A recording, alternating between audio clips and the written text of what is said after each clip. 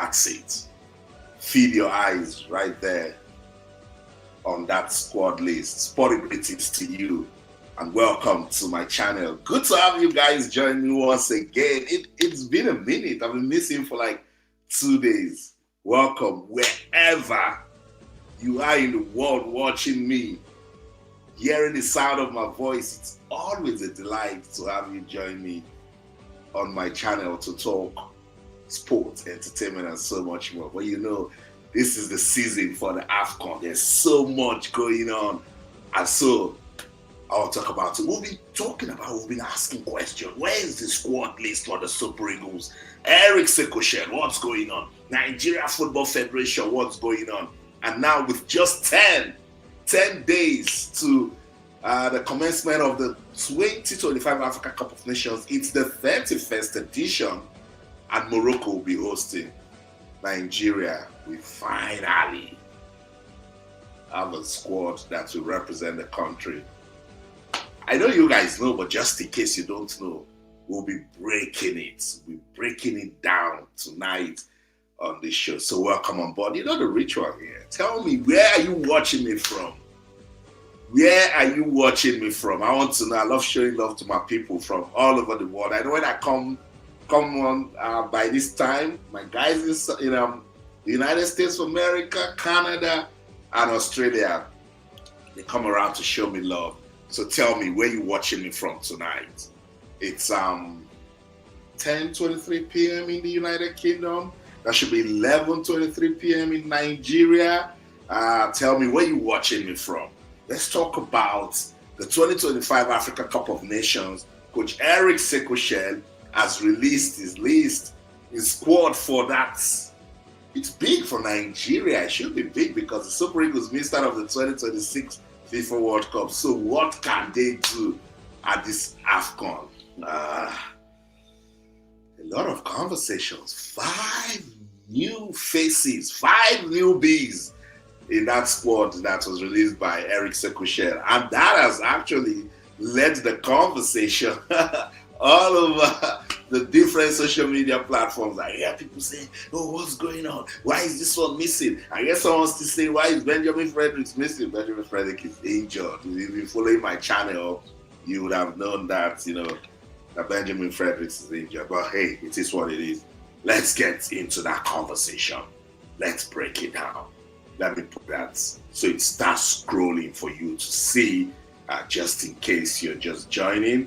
Welcome on board. Tell me, where are you watching me from? I love knowing where my guys, are joining from. We're going to have an interesting conversation tonight. I'm expecting some persons to join us, and when they come, we will get right into it. So if you're watching on YouTube, welcome. The list is already scrolling. On TikTok, welcome. On Facebook, welcome. There's so much going on tonight, and we're going to break it down. So don't go anywhere. If you get into the live stream on YouTube, please share it. Share it, like the video, share it, let it go around. Say, Austin is talking about the squad list, for the Super Eagles. And let's do it together, I'll be here for about 3 hours. I love it so much when you guys get to join the conversation, put some broader perspective into it. But first, when you get in, particularly if you're watching me on YouTube, like the video, share the video, drop your comments. And when you get into that, that time where I want you to join, get into it. And let's talk about it. You already know. It is scrolling. But let me just bring it up so you get to see it properly, just in case you don't know. That's the squad.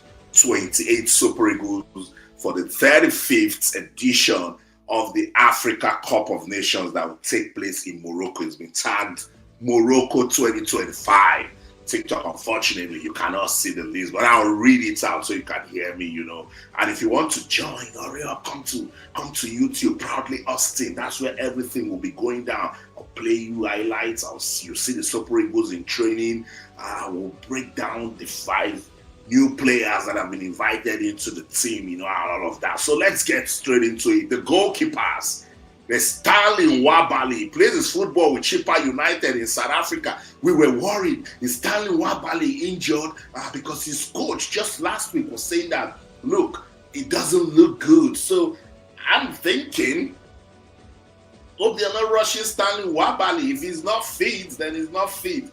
But a major conversation out of the goalkeeping department is Maduka Okoye. Everyone is asking, why is Maduka Okoye not in the list? Why is Maduka Okoye missing? Maduka Okoye said he wants to focus on club football. I don't know. There must be some more conversation in there. That's what I will investigate. I will talk to some people tomorrow in Italy, people close to Maduka Okoye. I want to know why at this time that we really need him, he's not part of the team. So that is one talk that we should keep. We should just keep it. I need to know what's going on. So no Maduka Okoye, no problem. Amas Obasoye plays his football with Singida Black Stars in Tanzania. So he knows Tanzania so well. They'll be playing in the same group with Nigeria. So maybe that might just be something for us. And then this one is making a return to the team. Y'all know him, but just in case you don't, Francis Uzoho plays his football with Omonia FC in Cyprus. He's back. Yes, Francis Uzoho is back to the Super Eagles, and he will be going to the 2025 Africa Cup of Nations in Morocco. Let's start talking about it. You know the goalkeepers. Let's get into the defenders. You know this one's a regular. Calvin Bassey plays his football with Fulham FC in England. There is Oluwasemilogo Ajayi, also plays his football in England with Hull City. He's also a regular with the Super Eagles. Bright Osai Samuel is also there. Bright Osai Samuel plays his football with Birmingham City right here in England also. Bruno Onyemachi plays his football with Olympiacos in Greece. Chidozie Awazien plays his football with Nantes FC in the French Ligue 1, that's in France. Zaidu Sanusi is also right there. He plays his football with FC Porto in Portugal. Igor, I like this one a lot. I think he's solid. I think he's got good, positional play as a defender. I saw him at the Unity Cup. I spoke to him. For those of you who know my channel, go check it. You will see that interview I had with Igor. And he was excited. He was pumped up. And I like the fact that he also have, some league football experience from the Nigeria Premier Football League before he went to Europe. He plays his football with Slavia Prague in Czech Republic. Also has a bit of, Champions League experience. Beautiful. Good player with good experience also. Igor is in the list. Ryan Alebiosu is one of the newbies out of the 5. I told you we got 5 new faces in this squad. One of them is Ryan Alebiosu. He plays his football with Blackburn Rovers right here in England. So good experience he's bringing into the team, and he's also young. We'll talk about him later. The midfielders, regular. Alex Iwobi. Probably the most capped player in the team at the moment. Yeah, Alex Iwobi is right there. Plays his football with Fulham FC in England. Frank Onyeka is also in the team. Rock solid, the tank, that's what we call him. Plays his football with Brentford FC in England. Wilfred Ndidi, rock solid, the wall, that's what I call him. Plays his football with Besiktas in the Turkish league. Rafael Onyedika, versatile, intelligent, good player, fantastic Champions League football experience. But for some reason, Coach Sékou Chelle hasn't played Frank and Rafael Onyedika. And people are now saying, this time around, if there's a need to play Frank, how am I saying Frank? Goodness gracious. Rafael Onyedika, please, no excuses. Play Rafael Onyedika because I think he's a fantastic footballer. He plays his football with Club Brugge in Belgium. If you watch the game against Arsenal in the UEFA Champions League yesterday, Rafael Onyedika started. He's a starter. He has good football experience in Europe. And there is also Tochukwu Nnadi, one of the newbies also. So second newbie, start noting those names. He plays his football with Zulte Waregem in Belgium. There is Fisayo Dele Bashiru, also one you can call a regular with the team, plays his football with SS Lazio in Italy. Ebenezer Akinsanmiro is an exciting prospect. He's the third newbie in the list. He plays football with Pisa SC in Italy. You guys have been calling for Akinsanmiro. If you've been following my channel, Shola, my analyst, is always rooting for Akinsanmiro. He's a good midfielder. He will bring something good to the Super Eagles. He's a breath of fresh air. Akinsanmiro is in the list now. He's in the squad going to the 2025 Afcon. What can he bring to the team? We'll find out. Another newbie, the first one, Usman Muhammed, plays his football with Irony Tiberias in Israel. This one, everyone has been asking questions. What is he? What is he bringing in? He's not young. Why should we call somebody like this guy who is over 30? Guys, I say leave coaches and their players. Leave coaches and what? Their players. It's okay to do your analysis, to ask questions, but it is the coach that will play with them, that will work with them. So we'll wait to see what this inclusion will do to this Super Eagles squad. Let's go to the forwards. That's our firepower. That's Nigeria's major strength. Ademola Lookman, yeah, he's right there. Plays his football with Atalanta in Italy. Ademola, fantastic player all day, every day, and he's showing some sparks now. I like him a lot. Hopefully we'll bring something special. Samuel Chukwueze plays his football with Fulham FC in England. So I like the fact that we've got 3 players from one club in the team. That will work for us. That can act as something, for the Super Eagles. We'll get to see what Samuel Chukwueze can bring this time around. We've been seeing his sparks, haven't we, in the Premier League. He's been showing us that he can actually get some regular playing time with Fulham. Let's see what he can do at the Afcon. This one is globally acclaimed, arguably the world's best striker, Victor Osimhen. Victor Osimhen. Victor Osimhen. You don't call Victor Osimhen once. He was just named the GQ Man of the Year in Turkey. Fantastic player. Look, his passion, second to none. Always a fighter. Shows hunger when he's on the pitch. When he wears the Nigerian badge, he's not looking back, giving 100%. Shout out to Victor Osimhen. There's Simon Moses, another regular in the team. One of the old guards. Plays his football with Paris FC in France. Chidera Ejuke, Shola called him.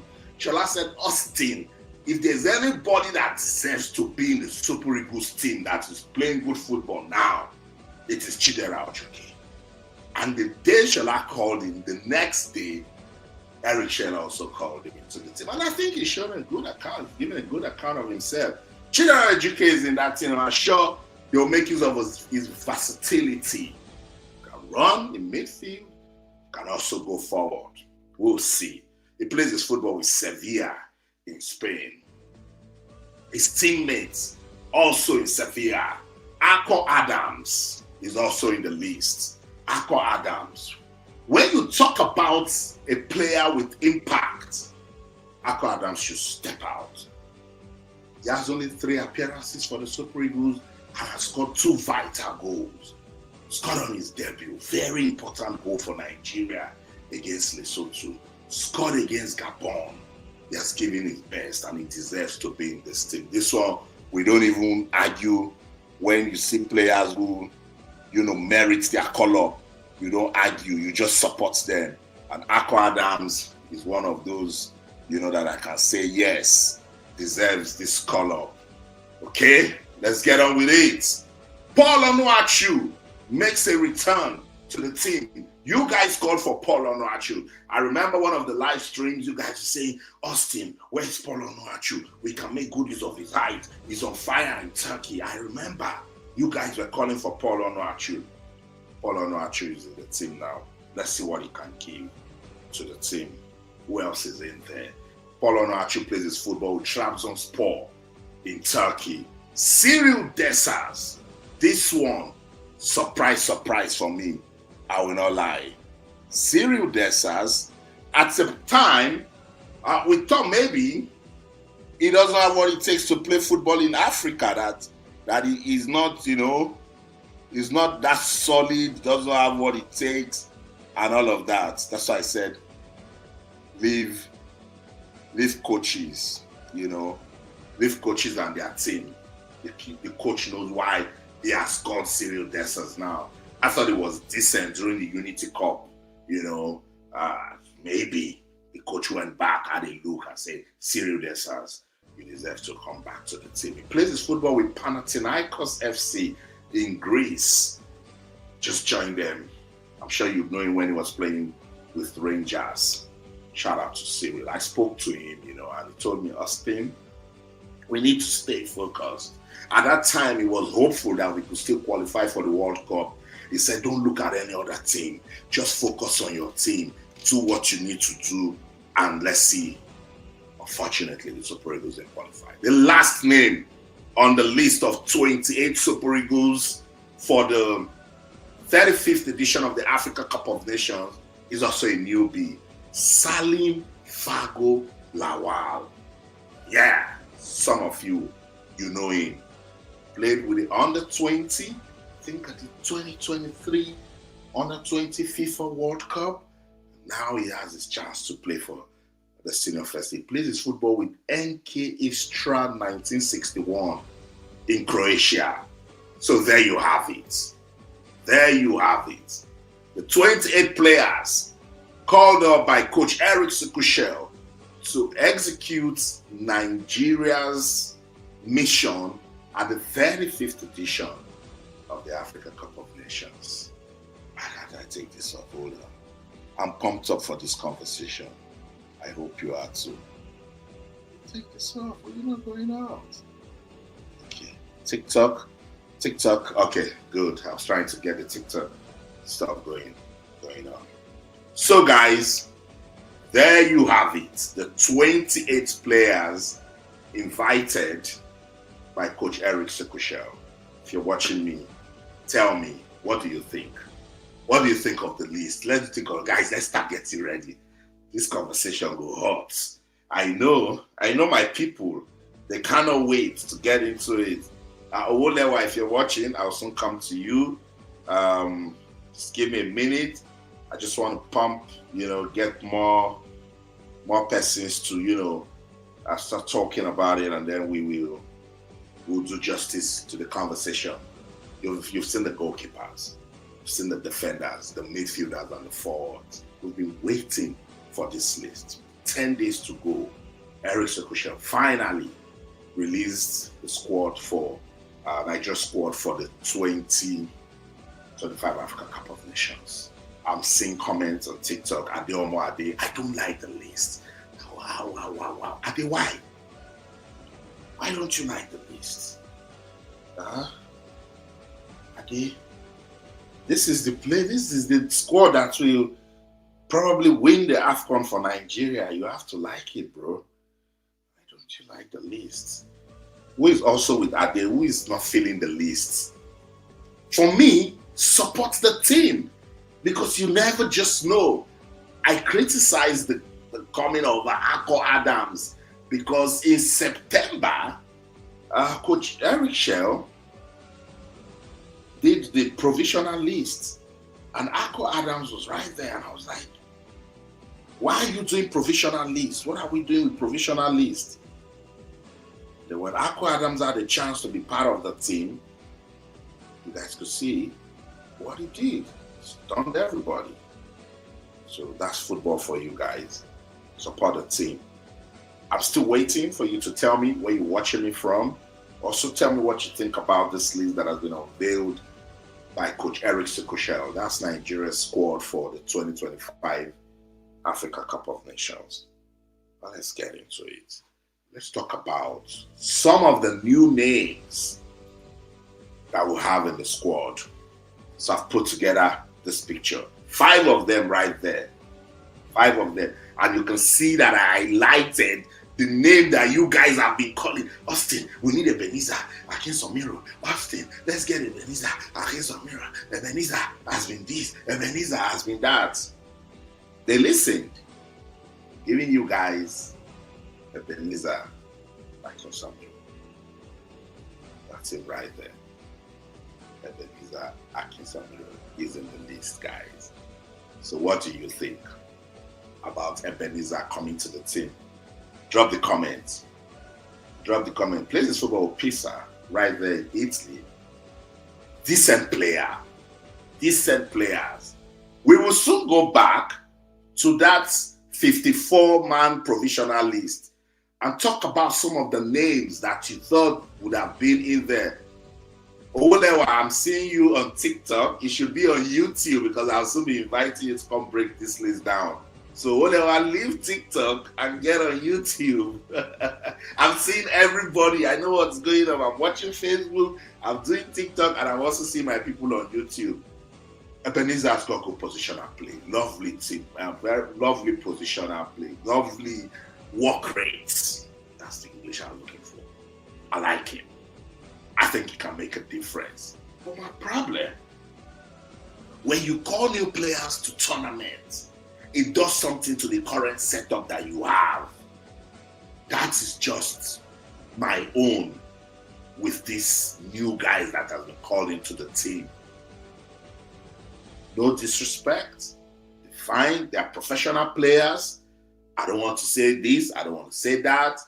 I've started with the midfielders because the name that really came up apart from Philip Otele is Ebenezer Akinsanmiro. Everybody wanted Ebenezer. So guys, what do you think about the inclusion of Ebenezer in this team? I like it. I will not lie. I like it. But I think that it will need to prove something, and it might just be a bit of a risk for the coach to now, damn his current setup and think about playing Ebenezer. But what do we know? He might just come in and blend with whoever they get to play him with. And he's young. This one, we can't question it. He's 21 years old. That's why I like him, because he's solid. He's somebody that I've watched, and I think that, okay, we can do one or two things with this guy. But I'm not a coach. I told you, he plays his football with Pisa SC right there in Italy. He can play as a central midfielder, as an attacking midfielder, or right winger, which is fantastic. And he's on loan from Inter Milan. So tells you that this is quality right there. That's why I gave him that highlight. He's the one with the biggest picture right there. Ebenezer Akinsanmiro. I like it. He was born 25th November 2004. As I said, he's 21 years old. For Pisa this season, he has played 11 matches. He has 1 assist and 1 yellow card. No goals yet, but I like his versatility. That's one thing I like about him. What do you think about Ebenezer and his call-up?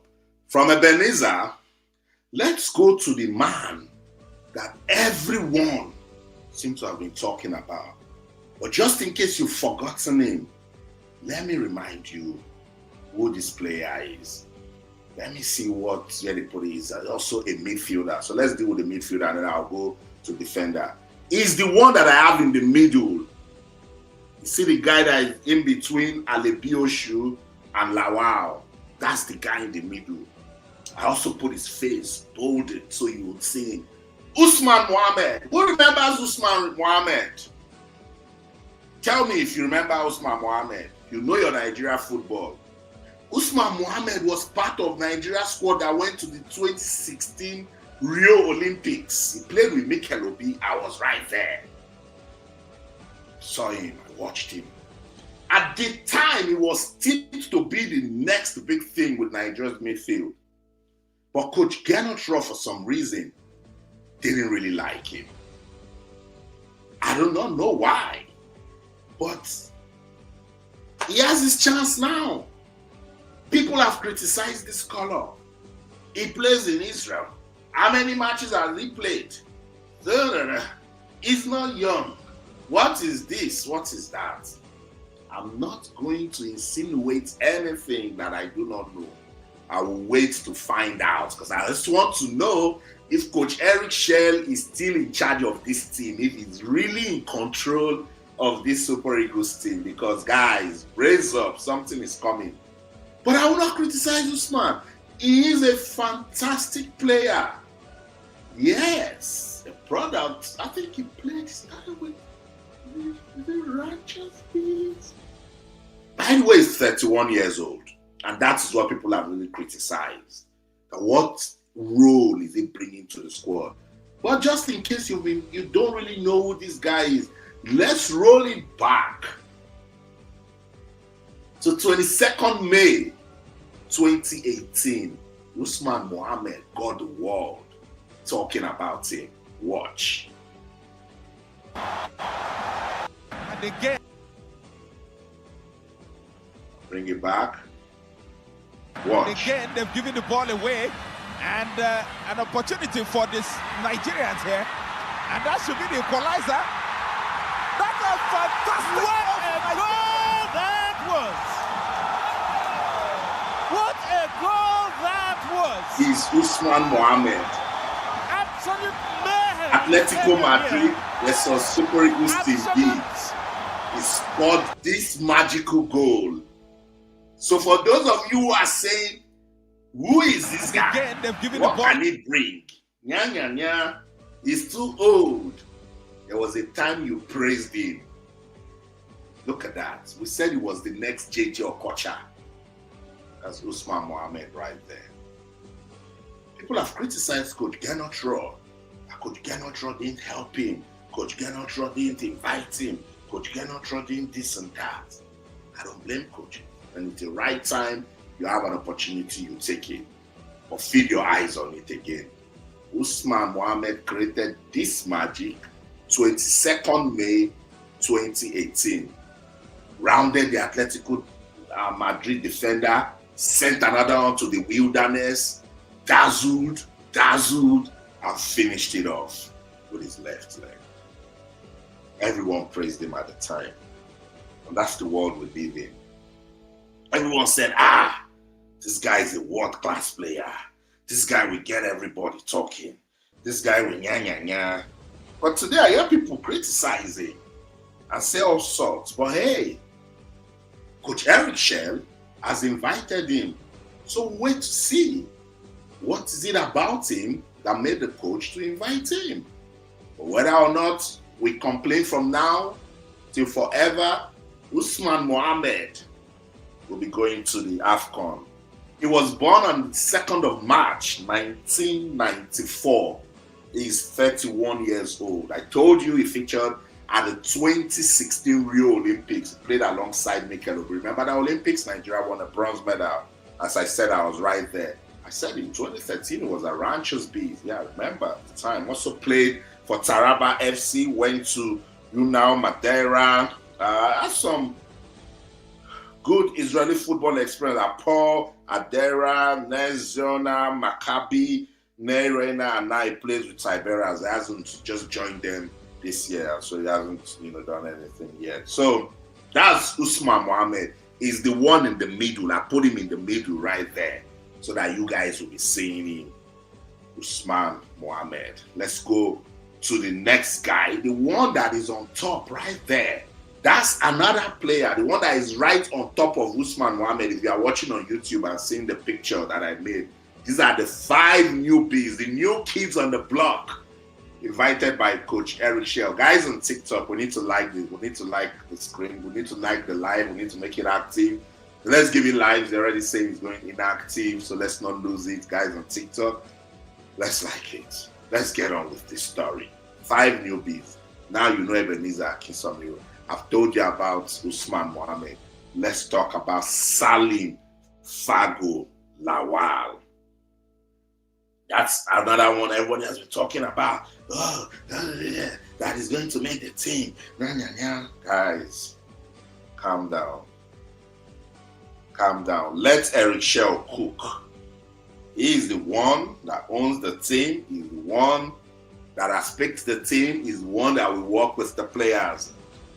Salim Fago Lawal Was born 15th January 2003.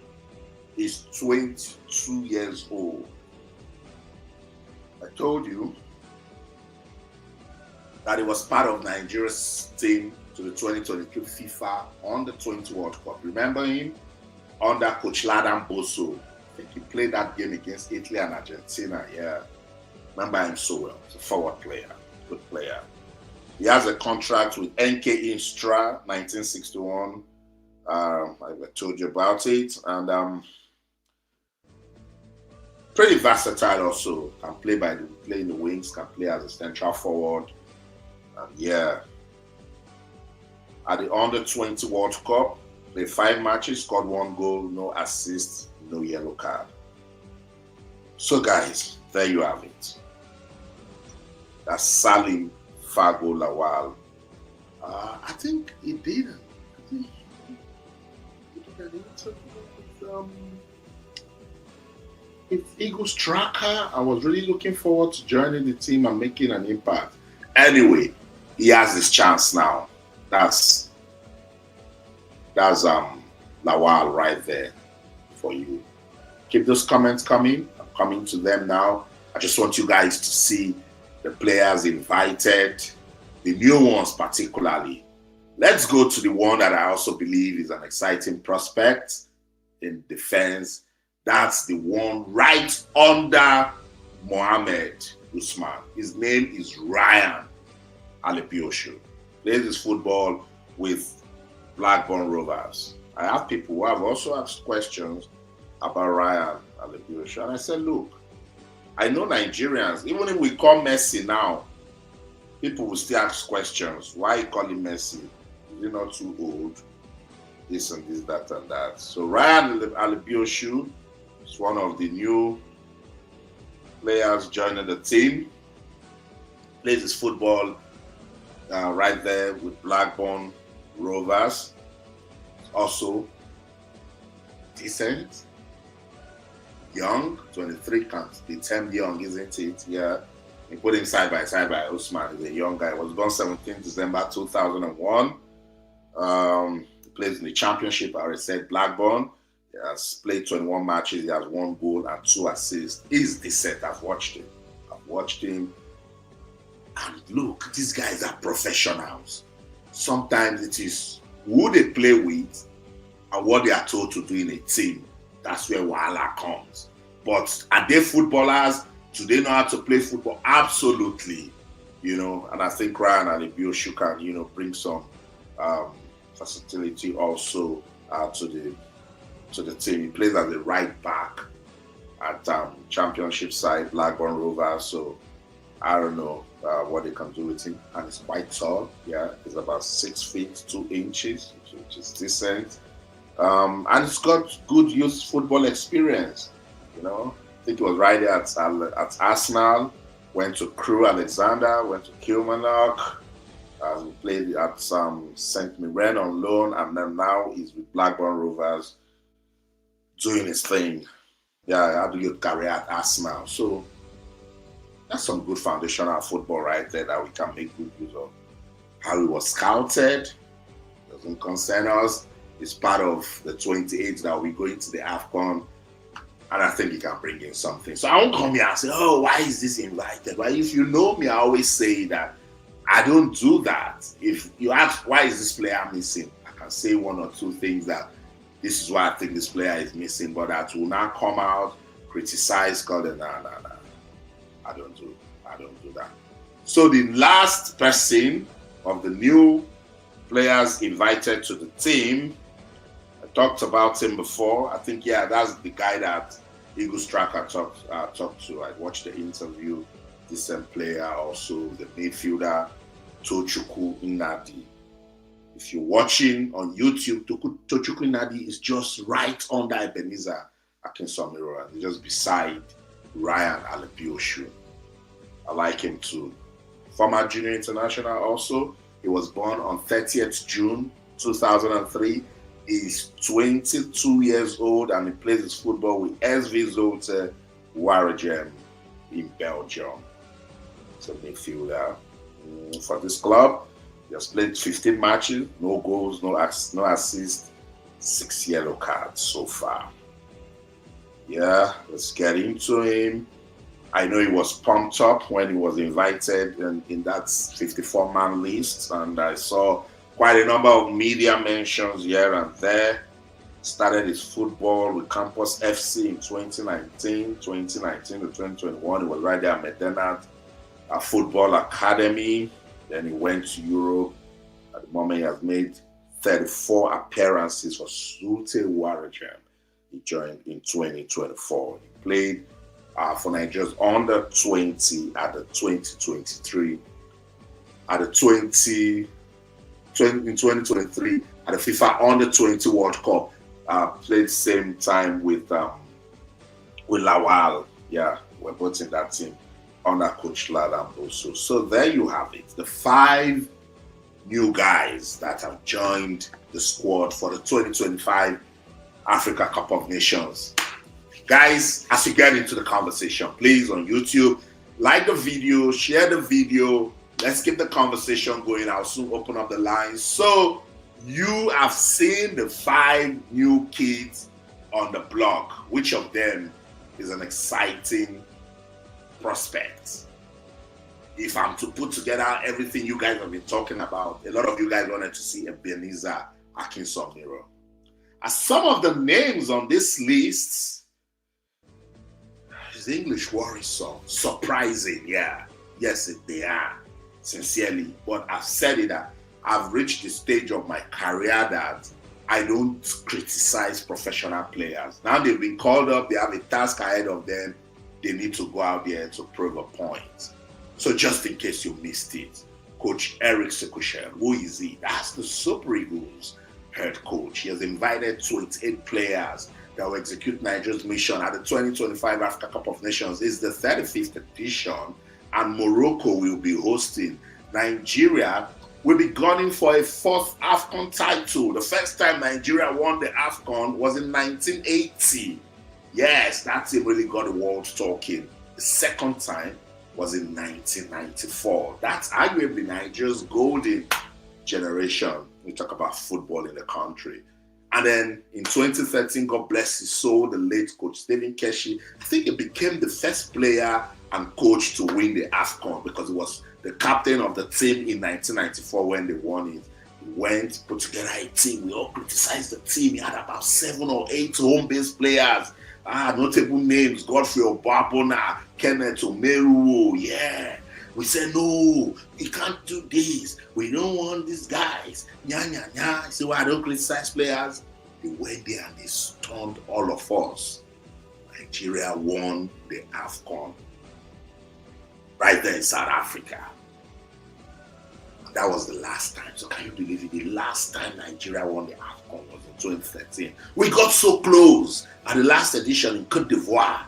And we had a coach called Jose Pizarro. Jose Pizarro came and started playing Wuru to the answer football. Locked up everywhere. Played negative football. 1-0, 2-1, 1-0, 2-1. Penalty. Boom. Nigeria was in the final. Tournament mode football is crazy. And then we thought, okay, we could just go on and win it. Stun the world. But no. The host Cote d'Ivoire, they resurrected from the dead. Yes. They were terrible group phase. But somehow they won it. Football is crazy, particularly tournament football is insane. Win 6 matches, you are in the final. Sometimes just win only 4 7. You're in the final. Crazy. So that's Nigeria's Afcon story. If you're wondering what are we talking about, you're watching on YouTube and you're seeing those names scrolling. That's the complete squad that will represent Nigeria at the 2025 Africa Cup of Nations. It's just 10 days to go. 10 days to go. And Nigeria say, okay, they've been asking, they've been talking so much, so let's just give them the list so they can leave us alone. Because I mean, we've held on to it for so long. So that's the list again. That's the squad released by Coach Sékou Chelle. We've talked about the new guys. Let's talk about the returnees. Yeah, let's talk about the guys who are getting back into the team. Francis Uzor. Who remembers Francis Uzor? We shouldn't forget Francis Uzor so soon. At the time Francis Uzor came, we thought it was going to be the perfect replacement for Vincent Nyoma. Some way, somehow. Francis Uzor was our first choice goalkeeper in 2018 FIFA World Cup. I was right there at that World Cup in Russia. I think after that, poor results here and there, things started falling apart and he lost his place in the team. And then God gave us Stanley Nwabali. So Francis Uzor is back in the team. Let me have a look at that team again. Guys, tell me who else is back? Who is back that is an exciting player that you say, yes, now that he's back, he's going to do something. Paul Onuachu. Think Paul Onuachu is an exciting returnee? You guys tell me, Paul Onuachu.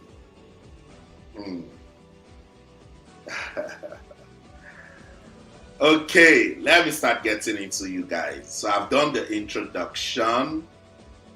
You guys now know. Just in case you don't know, getting ready for the African Cup of Nations.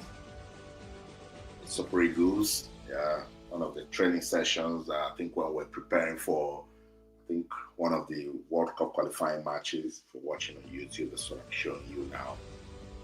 Super Eagles in training. See, young Benjamin Fredericks got injured, did operation, and his recovery won't be part of the team. William Troost Ekong, Super Eagles captain, right after the playoff, said, I'm done. You guys take your team. And is out. Call it quits on international football. Who is in this? Who from the 54-man list? Let me go look for that list and put it up. From the 54-man list, guys, that provisional list that they used to create distraction for themselves. Did I not tell you guys that list was just an absolute waste of time? I told you guys. What was the essence of that list now? So who are the names? What names were you expecting to see from the 54-man list that is not included in the squad? Let me see. Take this one out. Okay.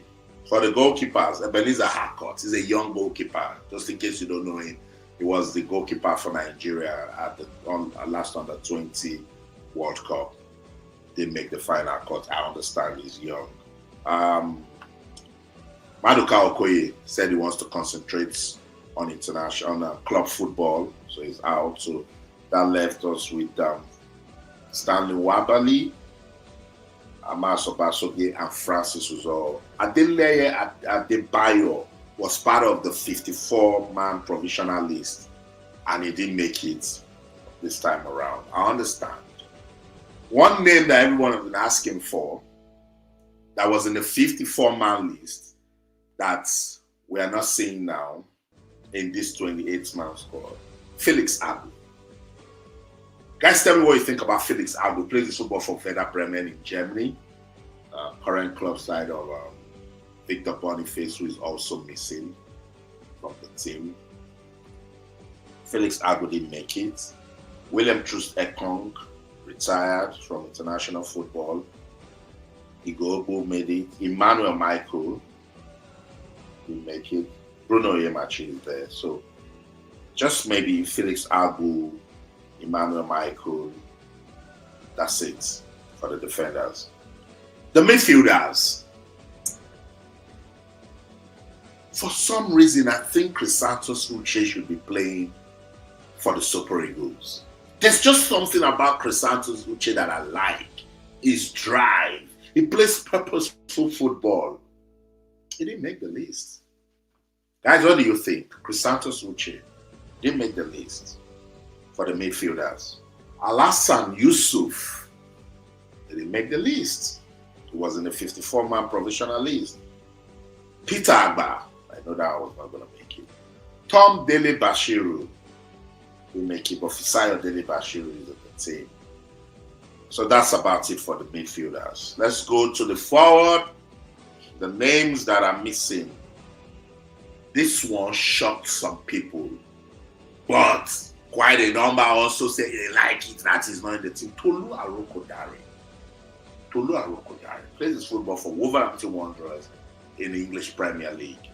When Tolu Arokodare came during the Unity Cup, it showed promise. It was a breath of fresh air. He had this drive. He had this charge going forward. We thought he was good energy. I think that was also the same view Shola had about him. Fortunately, Tolu Arokodare was just getting into the team. They will make the list. Salim Fago Lawal made the list. Cyril Dessers that was criticized. Remember, guys, that game against Lesotho, he was criticized against Lesotho, South Africa.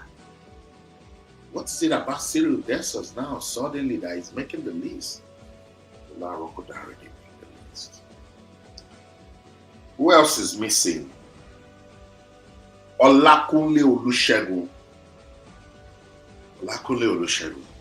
Yeah, this is football in Russia. Sadiq Umar didn't make it. Kelechi Iheanacho didn't make the list. Nathan Teller didn't make the list. Taiwo Awoniyi didn't make the list. Abdulrasheed Shehu didn't make the list. Victor Boniface didn't make the list. Terem Murphy didn't make the list. These names, guys, if you're watching, which of these names should have been in this final 28-man squad? Rafiu Durosimi, definitely. None of the guys from the MPFL, I knew. This one, I want to ask questions. Philip Otele. Why is Philip Otele not on this list? Why is he not on this list?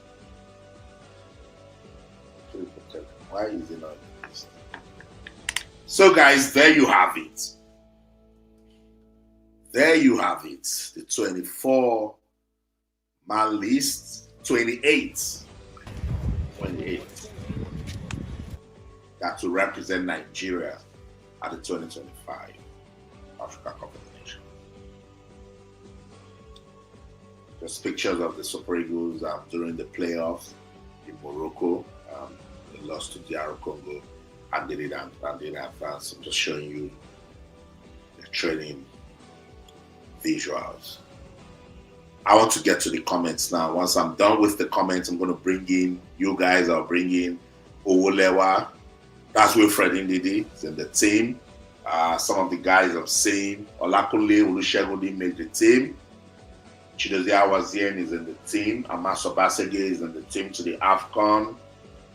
Yeah, Calvin Bassey, see him right there. He's in the team to the Afcon. I see William Ekong, but now he's retired. He's not going. Semi Ajayi is in the squad going to the Afcon. Who else? Yeah, so Super Eagles players touching the ball during one of their training sessions. Tolu Arokodare, your picture, didn't make the squad to the Afcon. He will be so gutted, but I think Tolu dropped form, unfortunately. So, this is what it is. So, guys, you've seen the list. I'll keep it rolling, but I'll bring it back. But I'm asking this important question, just in case you're watching on YouTube and you're watching on Facebook. The guys on TikTok, you can just tell me what is it. When is the cup starting, Prince Joseph Mayo? The Africa Cup of Nations will kick off on December the 20th and run till the 18th in January. So Christmas and New Year will be doing Afcon. So brace up, guys. Christmas, New Year, Africa football. 20th December till the 18th of January 2026. So the final game will be played on the 18th. I'll be going to Morocco on the 21st. I should be in Fez, to bring you guys all of the updates from the camp of the Super Eagles. Not just the Super Eagles, all the teams in the Super Eagles group in Group C. That's Tunisia, Uganda, and Tanzania. So yeah, I'll be doing that. So stay with me on this channel. Don't forget on YouTube, subscribe to the channel, turn on notifications so that you get all of the updates. But tonight, we're breaking down Coach Sékou Chelle's squad for the 2025 Africa Cup of Nations. Let's quickly get into your comments now. Thank you so much to everyone. I see the comments on YouTube, on Facebook, and TikTok. Yeah, Prince Joseph Mayor, thank you. I will definitely be in Morocco. Awesome. Good to see you in Morocco. Thank you so much, guys. Where is Maduka Okoye? Maduka Okoye said, DJ Archie, that he wants to concentrate on club football. There's football right there in Italy with Udinese. I know there's a backstory to that. We'll find out what's really going on with Maduka Okoye. Walk with me. I promise you from now till Saturday, I'll find out why Maduka Okoye said he doesn't want to go to the Afcon, because I think it was a good replacement for Stanley Nwabali. When we're talking about Stanley Nwabali and his injury, Stanley Nwabali has been nursing hand and ankle injury. I just hope that they are not pushing him and forcing him, because any small thing now that can aggravate or to just reoccur again, I will start asking many questions. So hopefully it won't be a problem. Yeah. Shout out to everyone on TikTok. They said I should tell you guys to share the live videos and keep it busy with the likes. Thanks so much to everyone liking. Thank you so much, Prince. Thank you so much, DJ Archie. Let's keep the likes going on TikTok. And TikTok is saying we should share the live so people can come in. Let's talk about this 28-man squad that has been released to execute Nigeria's Afcon mission. So I will start from the very beginning. Welcome to everyone watching me. I appreciate the love. Segodi, I appreciate you. Always show me love on this channel. Austinello, I'm South Africa. I'm impressed by Trim Super Eagles. Only 3 players. 9, I think Eric Shell means business. Okay, Segodi. South Africa is also doing well at the moment. We have seen their list. Wish you all the best. We'll see at the Afcon. Blessing, blessed. Not a good squad. Disaster. But blessing. It's about 80% of the players that we know. Your regular goalkeeper, Stanley Nwabali, is there. William Ekong has retired. But Calvin Bassey is there. Ajayi is there. Zaidu Sanusi is there. Bruno Yemachi is there. Bright Osai Samuel is there. Isn't this the squad that we know? Midfielders. Wilfred Ndidi is there. Frank Onyeka is there. Alex Iwobi is there. They've even added new ones. So how is it disaster? Isn't this the squad that we know? I don't know. Roxy was asking, lads, why is Benjamin Fredericks missing? Yeah, Blessing answered that he's injured. Yeah, so yeah, that's why he's recovering from injury. Would have been a fantastic prospect, a fantastic addition to the squad, because he has shown good promise, right from when he was invited during the Unity Cup. Ayorinde, watching from Olokemeji, Abeokuta, Ogun State. Thank you so much. Blessing says, watching in Lagos. Thank you so much. Romania, watching from Angola. Thank you so much. See, I got my people everywhere. Peter Elari, where's Felix Agu? Felix Agu didn't make the squad. Don't ask me. I don't know. The coach said he's not good enough to make the squad. Yeah. Fortunately. Yeah. Eagle striker. Things they shell. Look, I told you guys, Eagle striker, I told you and Smith Lai. I said, Eric Shell doesn't look like the kind of coach that will be controlled by the NFF. I said it. This is not matter. I know how deep Nigeria football is, particularly with management and administration. I knew it was going to be tough for him. And there's no way he can come out and say he knows 100% all these players that he has invited. But it is what it is. Things they challenge. Peter, I've already explained, I'm sure you got it, why is Okoye omitted in the list. He was omitted. He said he wants to concentrate on club football. Peter says he's watching from Australia. Thank you so much. Nwabali is injured, including him in the list. Yeah, Nwabali's coach warned us, said he's not looking good.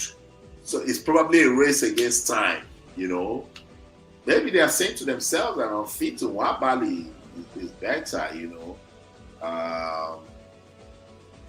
That is better than any of the goalkeepers that they have out there. I just hope that it won't be a decision that we'll regret. Yeah, I agree. More comments. I love it when my guys on Facebook talk to me. So Facebook, I want to see more comments. TikTok, I want to see more comments about the list. Presh, thanks so much. Say you're watching from the United Kingdom. I appreciate the love. You might just be my neighbor. We never know. Thanks so much, Presh. I see you also liking the live. Let's keep it going, guys. Let's keep it active. That's what TikTok wants. They want us to, you know, like the video, get the page active, just so they can keep recommending it. If it doesn't happen, it's gonna go off, and there's nothing I can do. Yeah, give me a minute, guys. Just give me a minute. Let me see. Give me a minute. I'm back. I just want to check what's going on with this TikTok device. Yeah. So we're having a look at this 28-man squad released by Sékou Chelle for Nigeria's Afcon campaign. More comments. Oh, sorry, I didn't take that comment from Peter Hilary. What happened to Felix Agua and Maduka Okoye? I've already answered that. Peter, you guys know that Francis all complained about short-sightedness, myopia, when Ghana scored that long-range goal that disqualified us from the team. But he's still a professional goalkeeper. So let's see. Secondly, so if Nwabali is not fit for a game, you're going to have Uzor in the post. The whole team will be on panic mode. I don't know. I'm not a coach. You will just support the team. Onyeka, thank you so much for joining. You support my live stream a lot. I appreciate you. Why can't the coach come out and explain the reasons for their both player selections? Other nations or countries have a pre-match interview for coaches to explain the criteria or reasons. So that's my biggest problem with anything. We are terrible with communication. We will not do it. When the media starts doing their background investigation and putting out things that they are finding, they'll say, why didn't you call us? Why didn't you ask us? Why? You talk.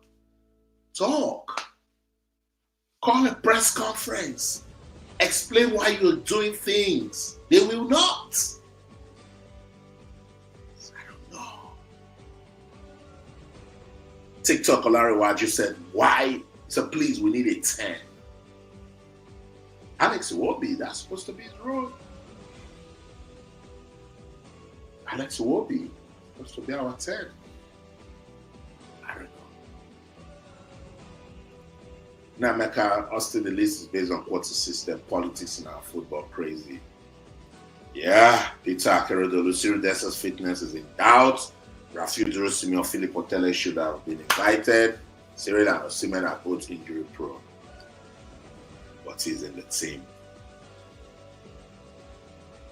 I don't see any reason why Francis should be selected before Okoye, our second goalkeeper. Okoye is not injured and he's 100% okay for the Afcon. Same politics in our football. I'll find out. Give me from now to Saturday. I'll tell you the new Okoye story.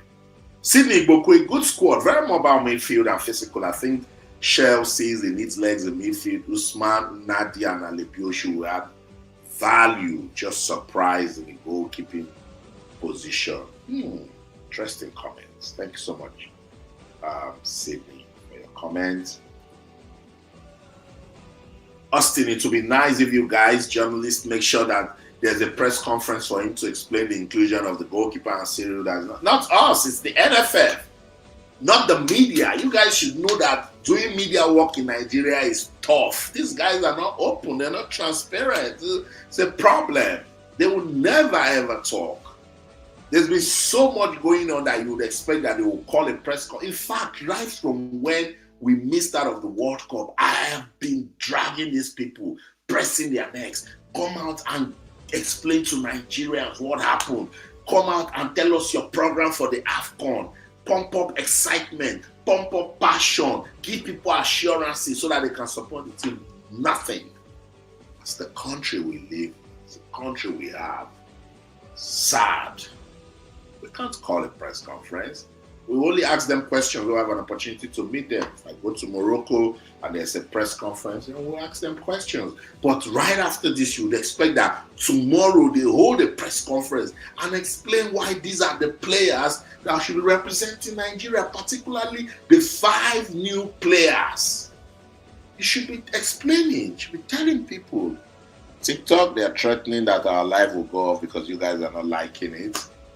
So TikTok, the live is going off in 5 minutes unless we pump it up with the likes. And if it goes off, you can join me on YouTube, Proudly Austin. Let's rock and roll together there. So yeah, Peter, that's the case. That's the story of Nigeria. It needs to explain the exclusion of Okoye in the list. Yeah, what's on the streets is that Okoye asked that he doesn't want to go to the Afcon. The whole world knows that Nwabali is injured. Why using him irrespective of his injury? His club coach did not feature him for their past games. Why is Coach Eric using him now? He's not using him, just invited him. So we'll get to see. Daniel, I love it. Thanks so much, Daniel. Austin, if you have to be sincere with yourself, you know that we don't have a goalkeeper considering the latest report of Nwabali. Maybe he will get well. Maybe he will get fine. Daniel is watching from the United States. Thanks so much. Sydney Goalkeeper, Nnadi and Frederick played in the under-20 year. Remember, Frederick was in that team too. Peter, I'm having a feeling that 40% of this is influenced by the so-called godfathers. I don't know. Ademola Oguntade, forget it. Nigeria cannot win the Afcon. Ooh. Dubai or Mobolachi. I think Murphy is a more deserving player than Fago. He shouldn't have been dropped. What do we know? What do we know? Now, I can mark my word, if Nwabali performs poorly in our game with Egypt, now Niger fans would be highly disappointed in Coach Eric, and the general public, media would ask him to resign right away. Trust eroded.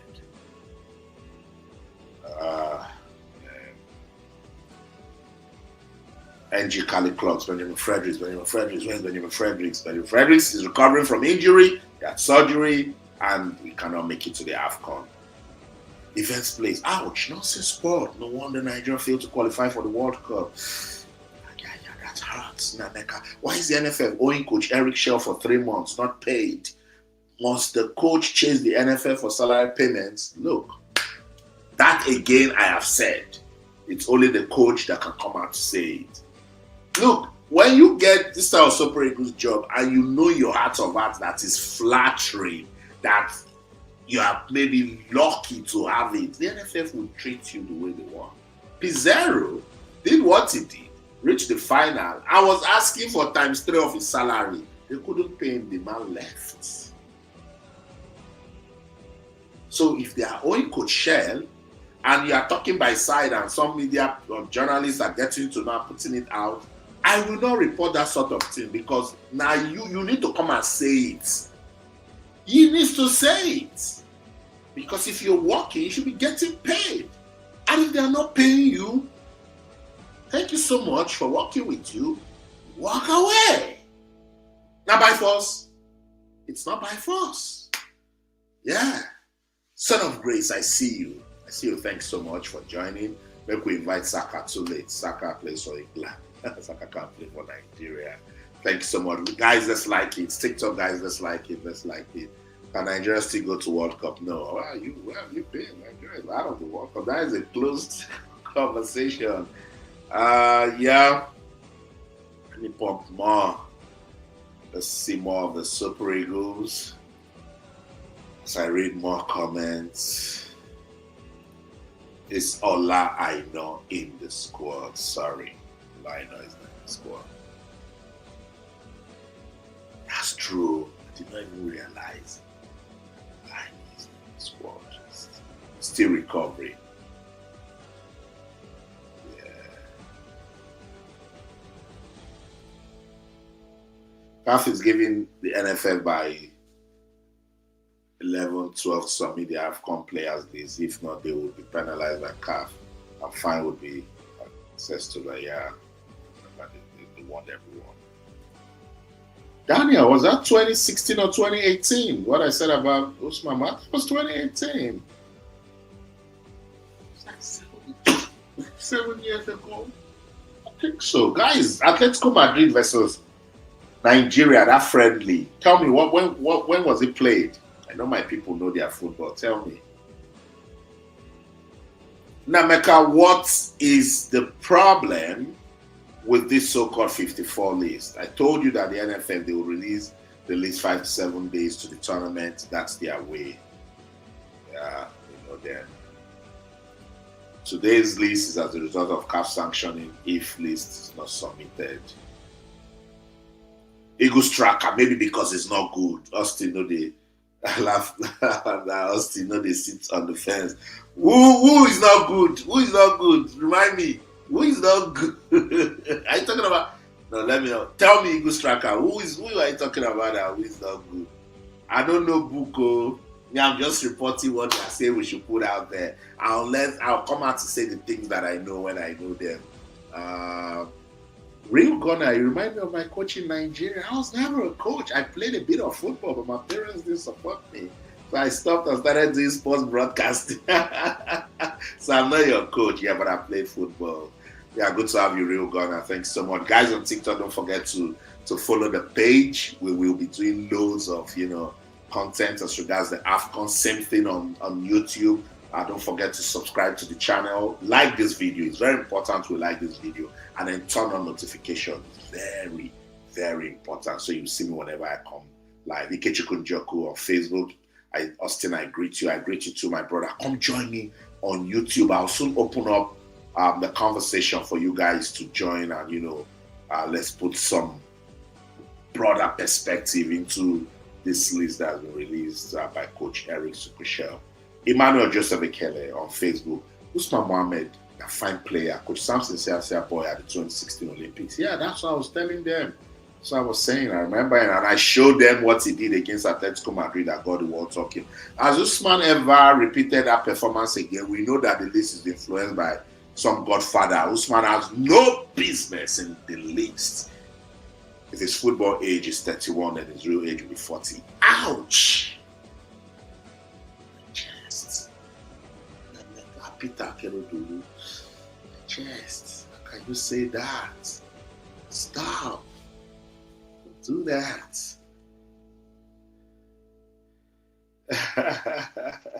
Leave Eagles tracker. Eagles tracker is trying to break the table. Is Benjamin Frederick injured? Oh, yes, he is injured. How many has he scored this season? What are you talking about? How many has Salim Fago scored this season? Just one goal. Why did he drop Okoye? He didn't drop Okoye. According to what I heard, Okoye has to, wants to focus on club football. Now, Mecca, as a man wants to balance the squad based on quota system instead of based on players' merits, the list is 100% from the NFF and not the coach. The coach would explain the list after the tournament. Ikechukwu Njoku, Austin, I'm impressed with the players Coach Sékou Chelle has assembled to prosecute the Afcon. That's why I like balanced views. Some persons have a problem, others are okay with it. I hope they will all give a good account of their inclusion. For me, I'm more particular about our midfield. I want to see more creativity in that midfield because there lies the strength of every progressive football team. And he has added more legs in the midfield now, so it's just about how they will use it. Mana said, Jonas, I want Yusuf out of the Super Eagles team. Which Yusuf? Alassane Yusuf? Alassane Yusuf didn't make the team. If it's Alassane Yusuf. Opposite of Austin, why Uzo ahead of Maduka Okoye? I've talked about this Maduka Okoye thing. Maduka Okoye he wants to concentrate on club football, but I'll find out. Give me till Saturday. The only problem I have with the team selection is Uzo. Yeah, but he's back. He's back. Now, Mecca contract is on the line and he doesn't want to jeopardize his contract for now. Useless politicians managing our sport. We also the problems will look the other way. I sincerely. Taiwo, I've given up on Nigerian football already. Failure is obvious already from this selection. How the hell did this Usman Muhammed make the list? Flop in Israeli. Back now. Try. Peter, Jurosimi, Philip, Teddy, Okoye should have been included in the list. My Sunday on Facebook, Maduka Okoye is better. I honestly can't understand why Uzor has been included again. His mistake denied us a spot at the 2022 World Cup, and it was part of the team that struggled at the start of the 2026 qualifiers. Abesido deal with it. They have called up Francis Uzor, and if Stanley Nwabali isn't fit, Uzor will be in goal at the Afcon. Guys, that's our reality. That's our reality. Yeah. It's our reality. Nameka, Austin, I told you, why not give Uzor the second chance? It's okay to include Uzor, but I was on the impression that Nwabali is out. Maduka first, Uzor second, and Amas third goalkeeper respectively. Felix Agu not yet fully fit, okay? I think leaving Uche out is more good. Good player. Ikechukwu Njoku, Tolu has been struggling for a while now at club level. Taiwo, who is Salim Fago Lawal that was selected but refused? Rosini, Philip Utele were dropped. If you ask me, now who I go ask? The matter where you dey see, so you have it from mouth, help pick up leader song. If you ask me, the matter for ground, hey, now who I go ask? Guys, we have a squad. We have to support them. That's all I can say. Sugar Zazi 77. Tolu's nonsense in the final stages of the qualifiers was noticed. He should get lost. Ouch. You guys are vexing. Come on. Yorinde Emmanuel Dessas has a different type of play from all other strikers. I think that gave him a leverage. Does it? Does it give him a leverage? I don't know. I'm not the coach. I'll just support the team. Guys on TikTok, thanks so much. Welcome if you're just joining on TikTok, on YouTube, on Facebook. I'm breaking down Nigeria's squad for the 2025 Africa Cup of Nations. 28 Super Eagles players have been called up to execute that mission for Nigeria. The Afcon will be hosted in Morocco. It's the 35th edition, and Nigeria will be hoping to win the trophy for a fourth time. Can they do it? That's the next conversation I want us to get into. Tell me. That's what is scrolling now. Super Eagles 2025 Afcon squad unveiled. Is it a solid team? At first I said, is it a winning team? I said, no. That's true somehow. So tell me, guys, this team, you've seen it. Is it a solid team? Tell me. Is it a solid team? I want to know.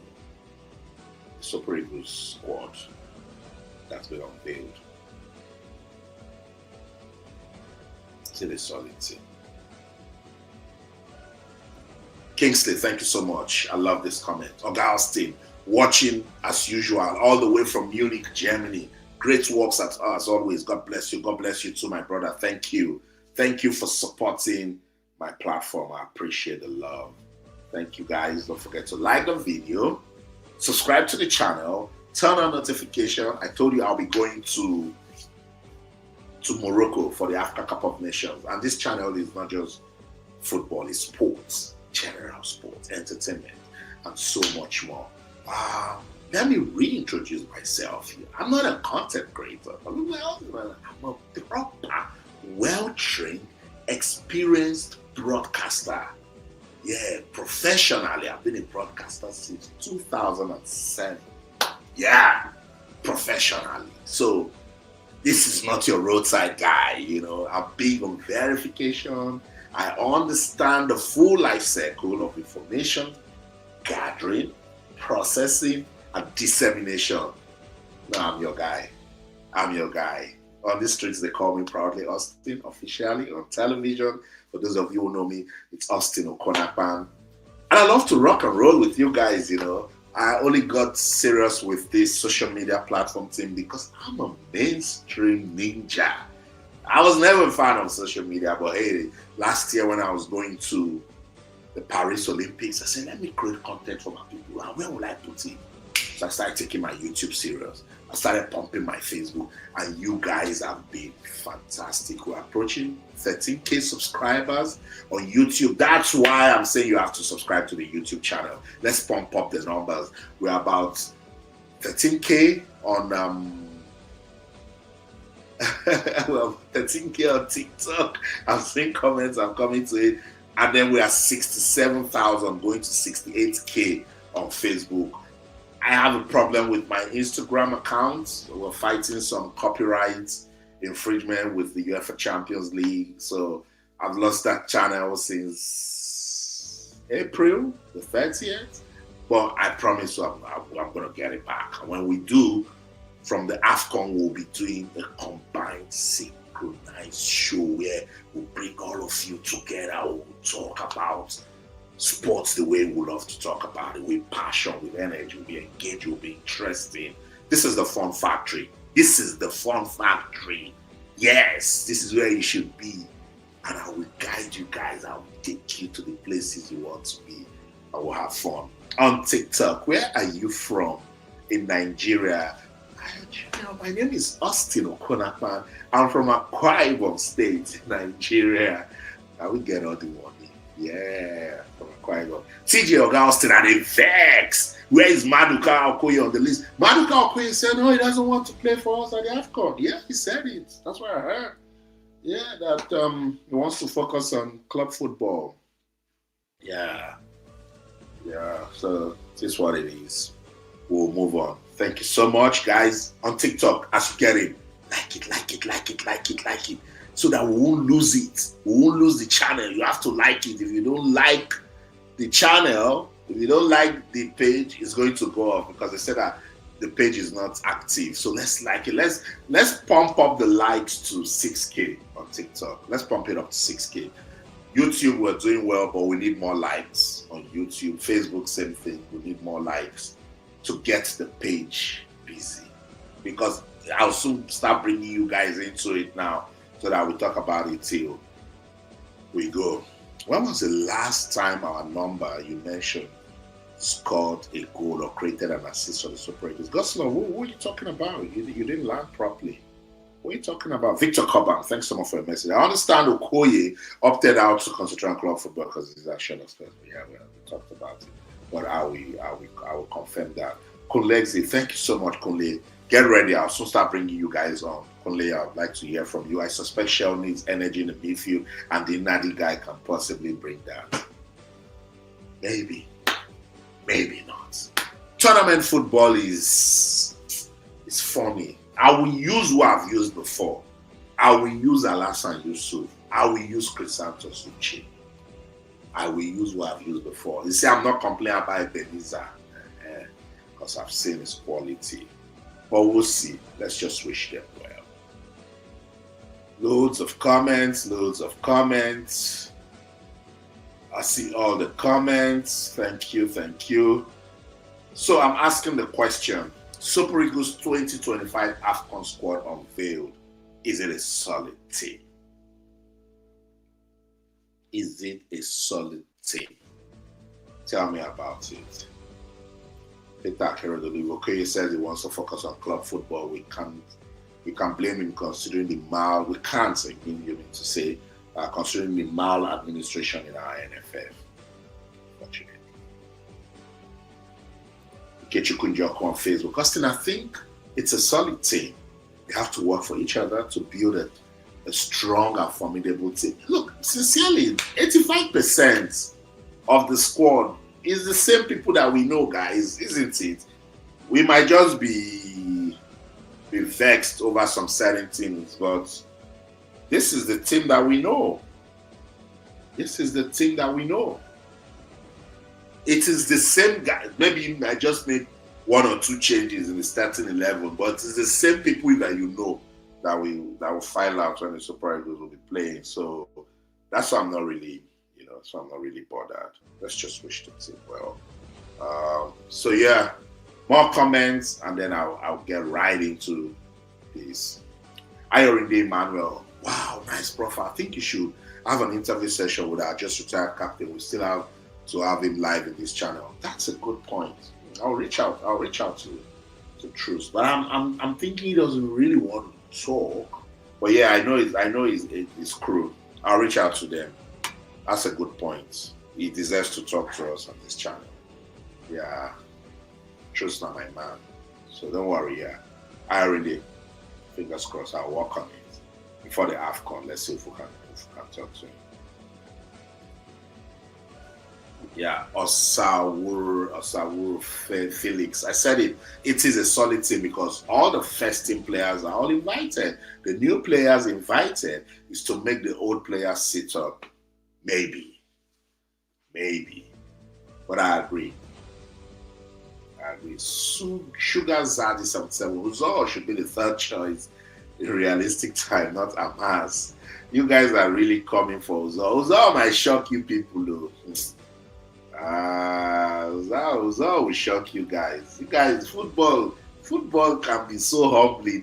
You guys will be so shocked. The way Uzo will just pick form during the Afcon and you guys will start praising him. So you never know. Peter, one of the reasons why Stephen Keshi succeeded was because he was firm in his decision. He never cared if all the players are from the region, are from one region of the country, as long as the player merited. I still disagree. You see, Nigeria is peculiar. It's a peculiar country. Whether or not we like it, see, tribalism, that thing, I don't know how to explain it. If you carry too many Igbo people, they'll complain. Carry too many Yoruba people, they will complain. So you will find a way to still want to balance it. Still, Coach Stephen Keshi's squad, it was a well-rounded squad. Let me see if I can bring it up. It was a well-rounded squad, I remember. You have to consider that if you don't want to get into trouble with Nigerians. Because they will just distract you. It's a big problem. Our diversity is a blessing and a curse. Yes, that's what we are suffering as a country. What is supposed to make us solid as a people is what causes problems for us. Yeah. Wow, I love it. I'm seeing the comments. Thank you guys. Don't forget to like the video. Very, very important. Very, very important. Let's like the video. Henry Jr., you have to bring a lot of new names if it was me. Goslov, number 10. Who is number 10? Do you mean Alex? Who is number 10? Alex who? Oh, you mean the Nnadi guy. Well, for the new guys, we don't have anything to judge their way till they get to play for the team. If Okoye step up now for club football, we'll definitely have other diaspora players follow suit. Terrible.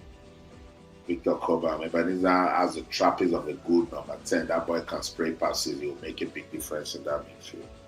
We'll see. But national team football is not club football. It's very important to highlight that.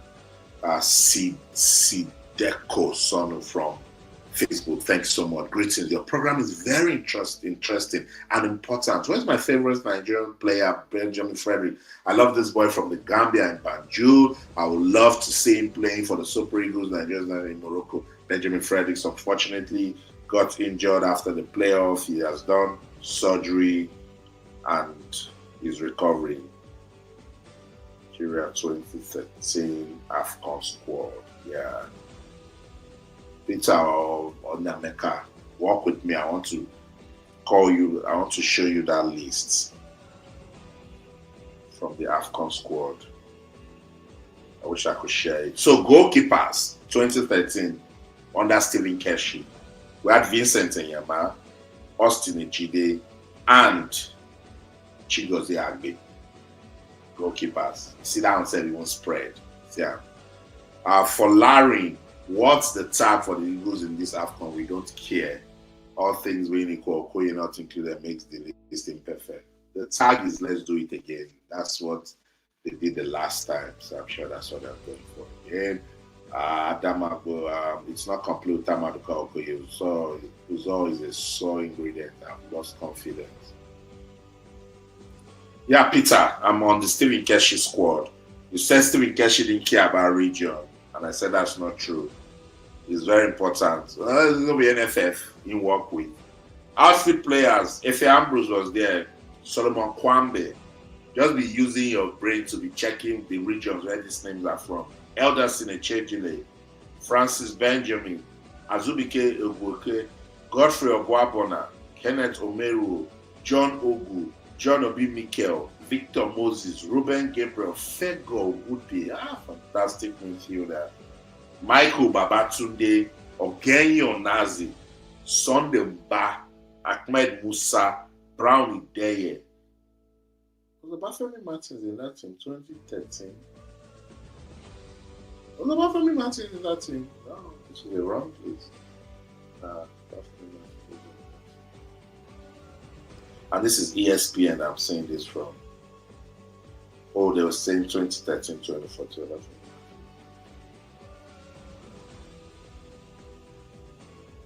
Okay, this one great.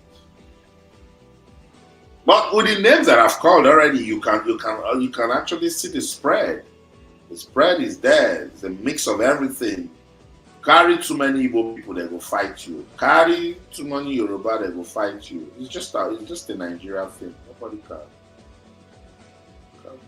You can't help it. You must bring that balance. There's no way. Anyway, I get your point. You get my point. Let's move on.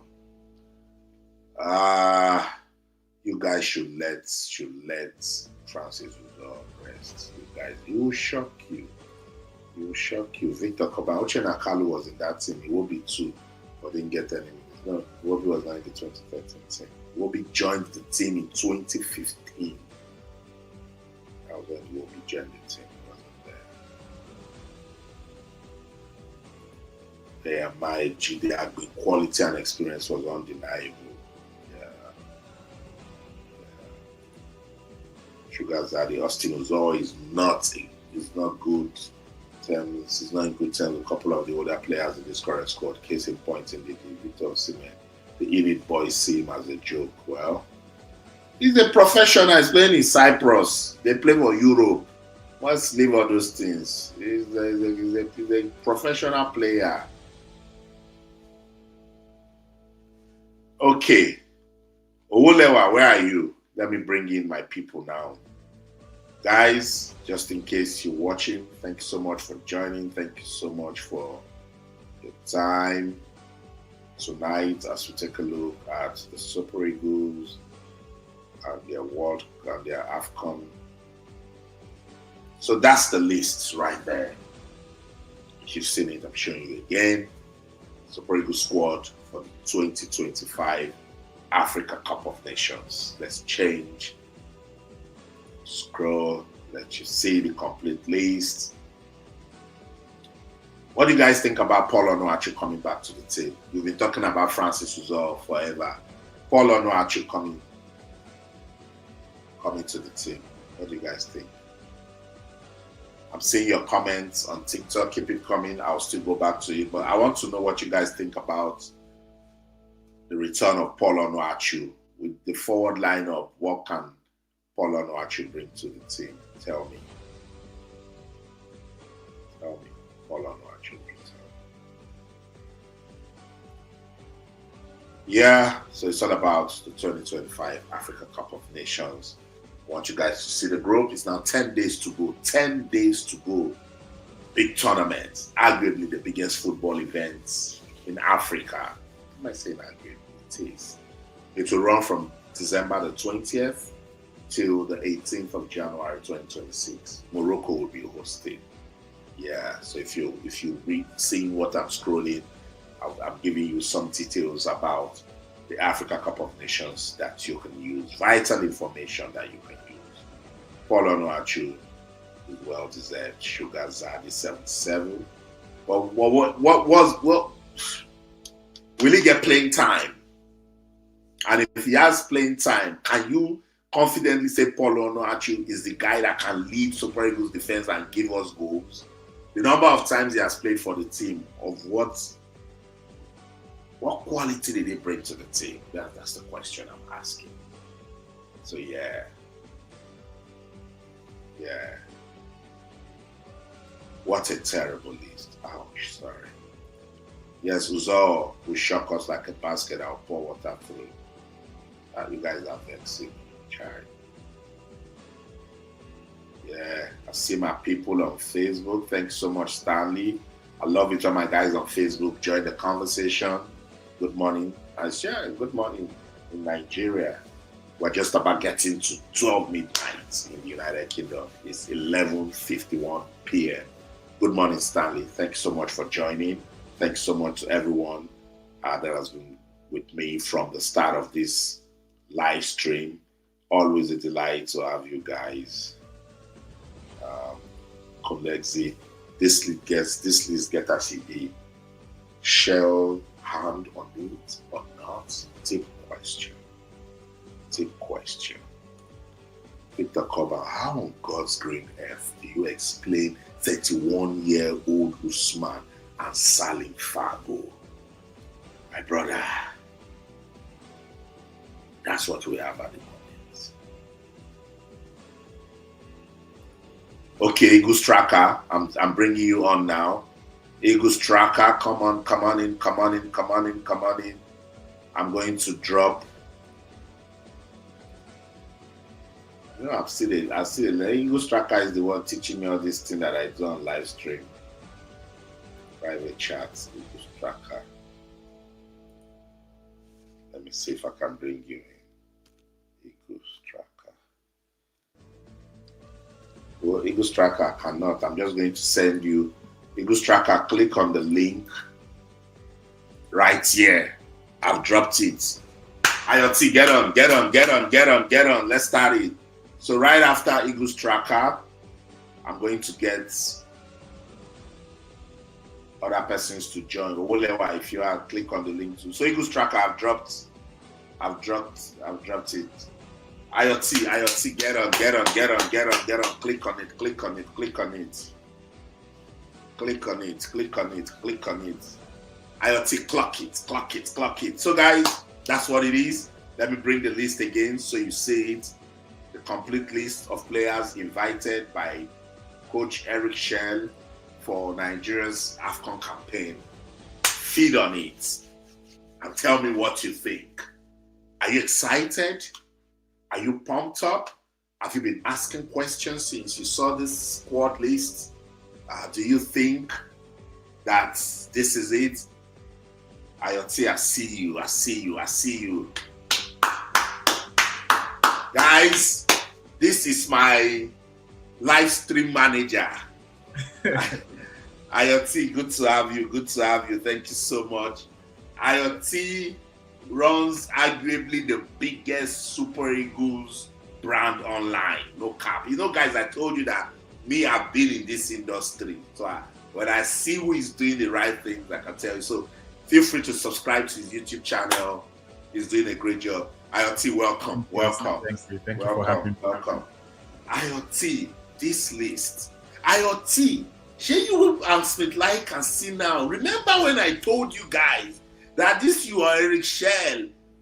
Can he be in charge of his team? With what you have seen now, can you confidently say this is Eric Shell's team?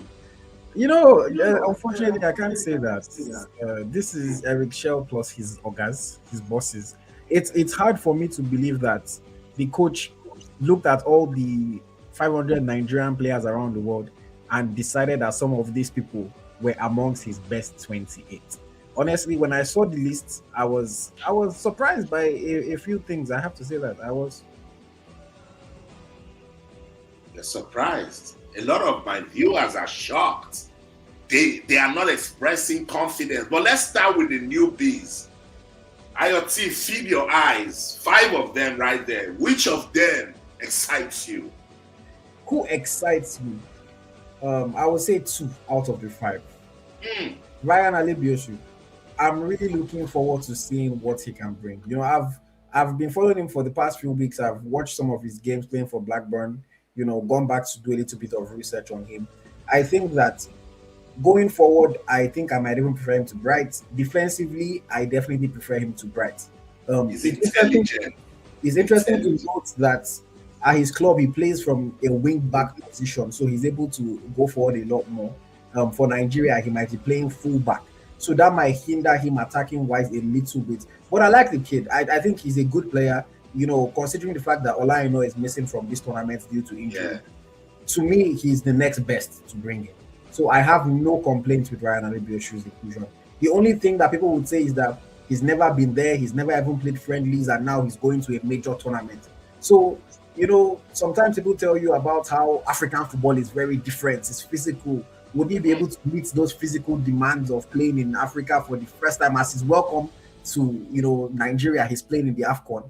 Those are questions that we need to see before we can really speak on. But I like him as a player. I think he's a good addition. He strengthens our right back position a little bit, because if he wasn't there, and then who are we going to be calling up to be a backup to Bright if Ryan wasn't there? So I'm excited to see what he can offer. And then Ebenezer Akinsanmiro, like you said when you were speaking earlier, a lot of people have been calling for his inclusion. And I was somebody that in the past, last season, when some people were calling for him, I said, no, I'm not seeing anything for him to get caught up last season. But this season, playing in the Italian Serie A for Pisa, he has been good. I've seen him play against quality midfielders like the McTominays. I've seen him play against physical, rough midfielders like the Guendouzi's. I've seen him play against the big teams that he's going to be running because he doesn't have the ball. His team doesn't have the ball as much. I've seen him play with his back to his opponent's goal. Because that's something that I feel like we've seriously lacked in the Nigerian midfield. A player that can face his own goal. If he receives the ball from the center backs, and you're not scared that this guy is going to lose possession. He can play under that kind of pressure. That's what I like about Ebenezer. Now we know that when you go to a major tournament, the Afcon, there might be some nervousness because it's a big stage, things like that. So I don't expect him to just slot into the starting 11. But I believe that as long as the senior players welcome him well, make him feel part of the team, and he gets the right motivation from the coach, Eric Shell, I believe that the boy can show us some quality when he comes on the field. I'm excited to see what he can offer. I hope that he proves me right. I really hope so. I completely agree with you. I love his versatility.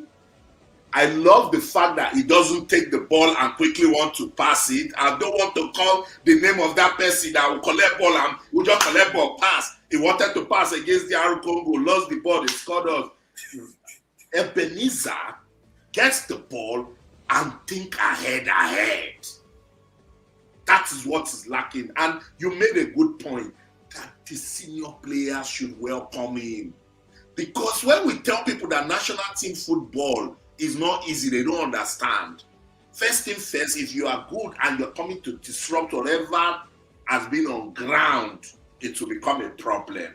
They might not even want to play with you. So you have called two names that I have also called. Let's go back to these 5 new guys. If you want, no, you don't you were shaking table in the comments. I must say. See, Austin, look, let's not. I don't like to make allegations that I cannot prove. But somebody from in fact, not even somebody from the NFF, Coach Eric Shell himself needs to come and explain to me what Mohammed Usman and Salim Fago Lawal are doing in this team. Look, I dropped a video on my channel today. I spoke about these two players as well. Mohammed Usman, Austin, you are showing us a highlight that he scored against Atletico Madrid from 2018. So I mean, I know, but Austin, see, we can pull up one highlight of many different players across the globe. And it's one highlight from 2018. Austin, I was still in school back then. Is what we're using to somehow realize that, okay, this guy should be in the national team.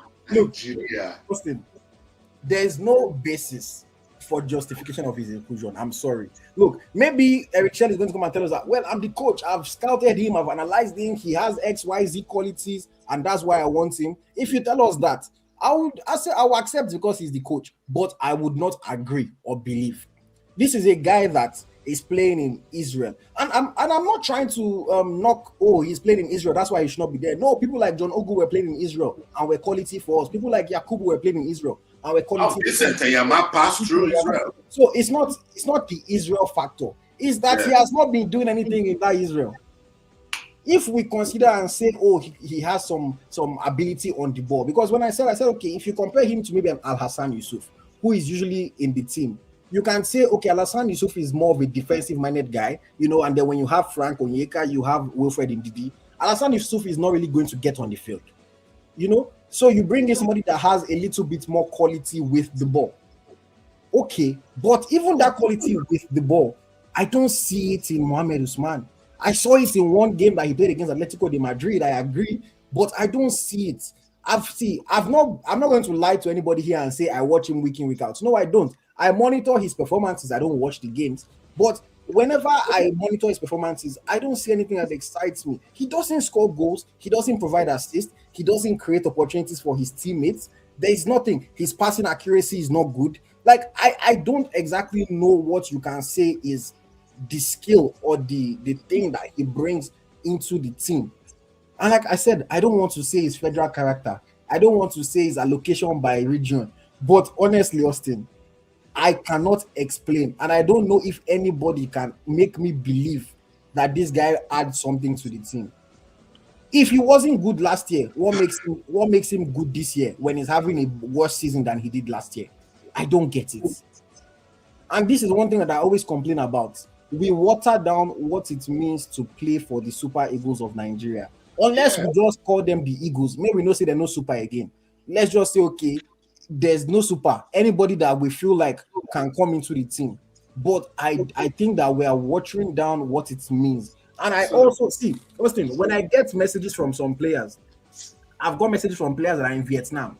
They'll message me and say, Ayoti Alpha, is there anything you can do to help me make Super Eagles? And in my head, I go, the reason I'm saying, are you they play for Vietnam? You talk about Super Eagles, brother. You need to first move up in your career. But then when they see people like this getting called up, they believe that one way or the other, if they know the right person, if they talk to the right people, their own too can come and they'll get the opportunity. Because we see it a lot of the time, people get selected not based on merit.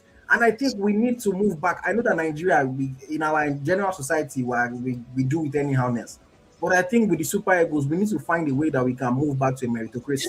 Yeah. If you are not, particularly where we are at the moment with our football, exactly, it's in a state of emergency. We cannot be doing this at your team. And the thing is that, look, we will say, oh, well, he's not even going to play now. He's just going to go there, collect match bonus. That, oh, he's actually not going to play. That's what some people might say. But here's my response to that. You think that somebody is not going to play until he gets on the field. I cannot forget 2022 Austin. Yeah. Nigeria versus Ghana. Everybody said, why is Abdullahi Shehu there? Some people told us, well, he's not going to play now. He's just there because, okay, character. He's not really going to play. He's just going to be there. Lo and behold, we needed to make a substitute. He was the only one that was available. He had to come on. When he was on, we know how our hearts were shaking. Baba nearly sell game once for us. No, it's the reality.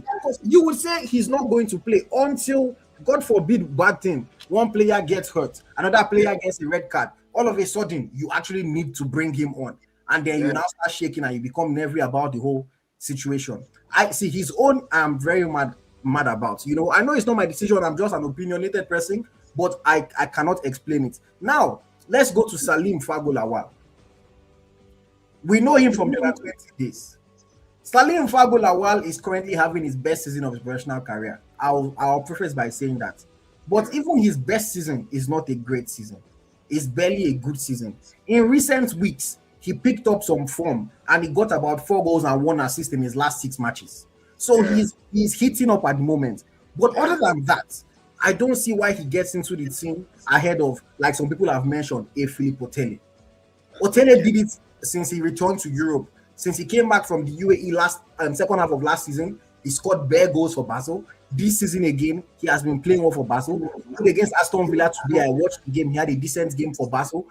He created a goal that got disallowed, but he still had a decent game overall. I'm not even shouting that Otele is fantastic or he's, the next best thing since sliced bread. No, that's not what I'm saying. But I'm saying that if you call a player like Salim Fago Lawal, I don't see how he merits it ahead of Philippe Otele. Salim Fago has played 18 games this season. He has 6 goals and 2 assists. 4 of the goals are in the league. 2 of the goals are in the cup when they played against one semi-pro team. Okay, fine. But is that all it takes for him? Last season, he played 31 games. He scored 6 goals. The only kind of explanation that I can maybe understand, because now he plays as a striker for his club, NK Istra in Croatia.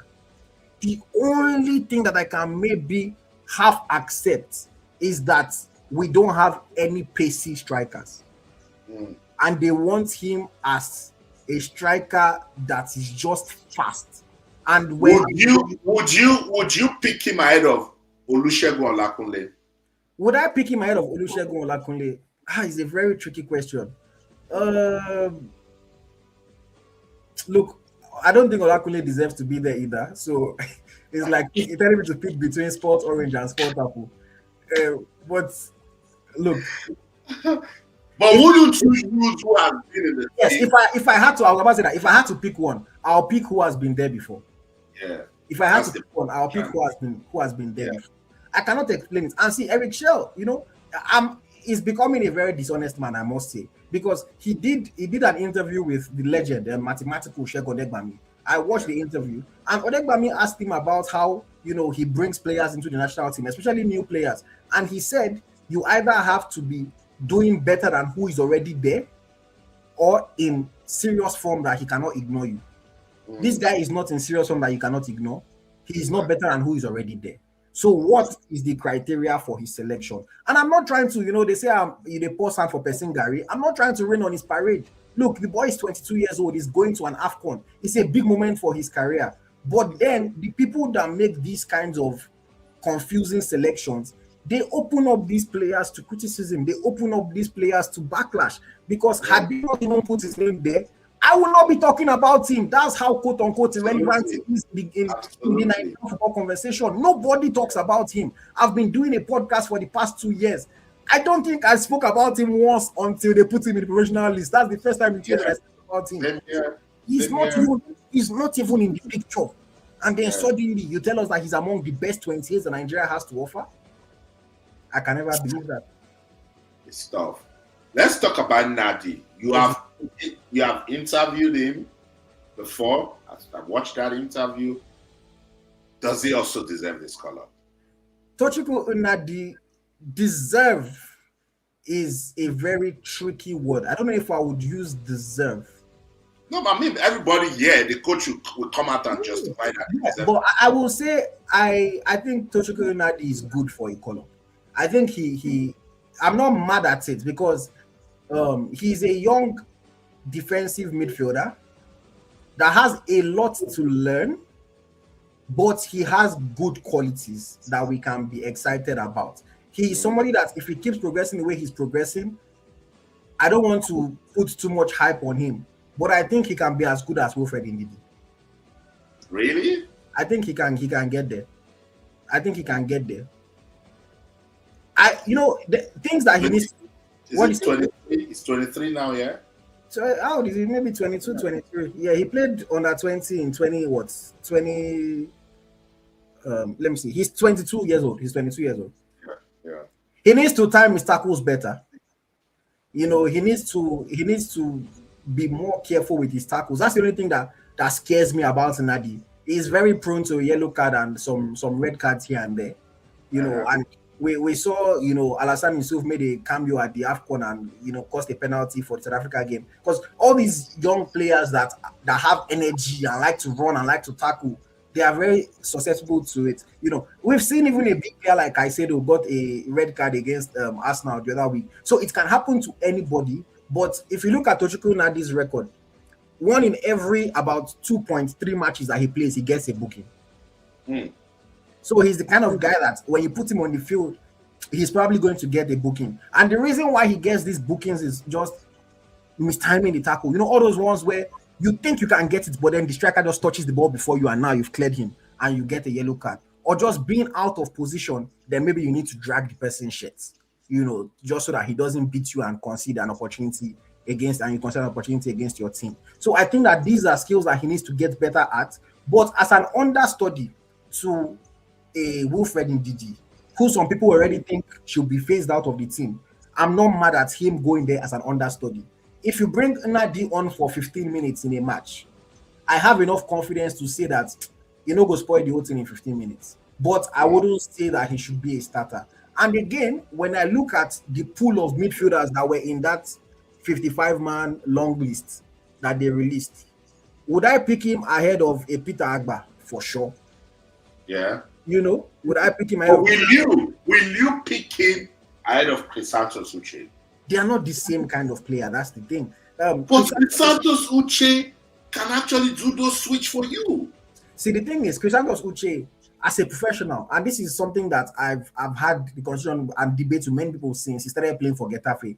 He does not play as a DM for Getafe. He does not play as a DM for Crystal Palace. So when people tell me about how he was a DM back when he was playing in Nigeria or when he went to Spain and became a semi-pro, I can't use semi-pro football to justify somebody's inclusion in the national team. And when Eric Shell evaluates him as a forward-minded midfielder or as an attacker, out-and-out attacker, for me, Uche does not make the cut. It's unfortunate because I like him. I like the energy that the boy plays with. I like the passion that the boy has. But do I trust Uche to create a chance for me more than I trust a Fisayo Dele Bashiru? No. Do I trust him more than the way I trust an Alex Iwobi? No. And as a forward, can I pick him ahead of Lookman, Osimhen, Chukwueze, Afcon, all those guys? I agree. Okay, I agree. Would you pick Nnadi ahead of Alassane Yusuf? Would I pick him ahead of Alassane Yusuf? Yes, as of today. Come on, IoT. No. See, it's a tricky one, Austin. It's a tricky one. The reason I say yes as of today, the only thing that I would use to pick him ahead of Alassane Yusuf is the league that he's playing in. That's the only thing I'll use to choose him ahead of Alassane Yusuf. Alassane Yusuf has already done what Nnadi is doing now in terms of doing well in Belgium. Alassane Yusuf did it already, but then he departed and moved to a lower league. Whereas Nnadi is currently doing it in that league.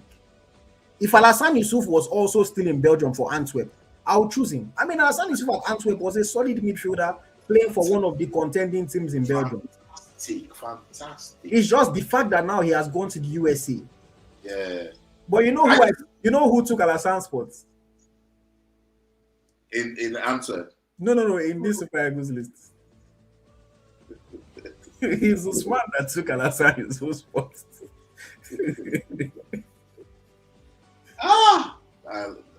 Okay. We've analyzed this new bees. Let's go to some of the old conversations and then we'll talk about the returnees. Just give me a minute. IoT, I'm going to miss this guy. William Trustekong. Yeah. See, are we going to miss him at the Afcon? Yes. Yes, we are.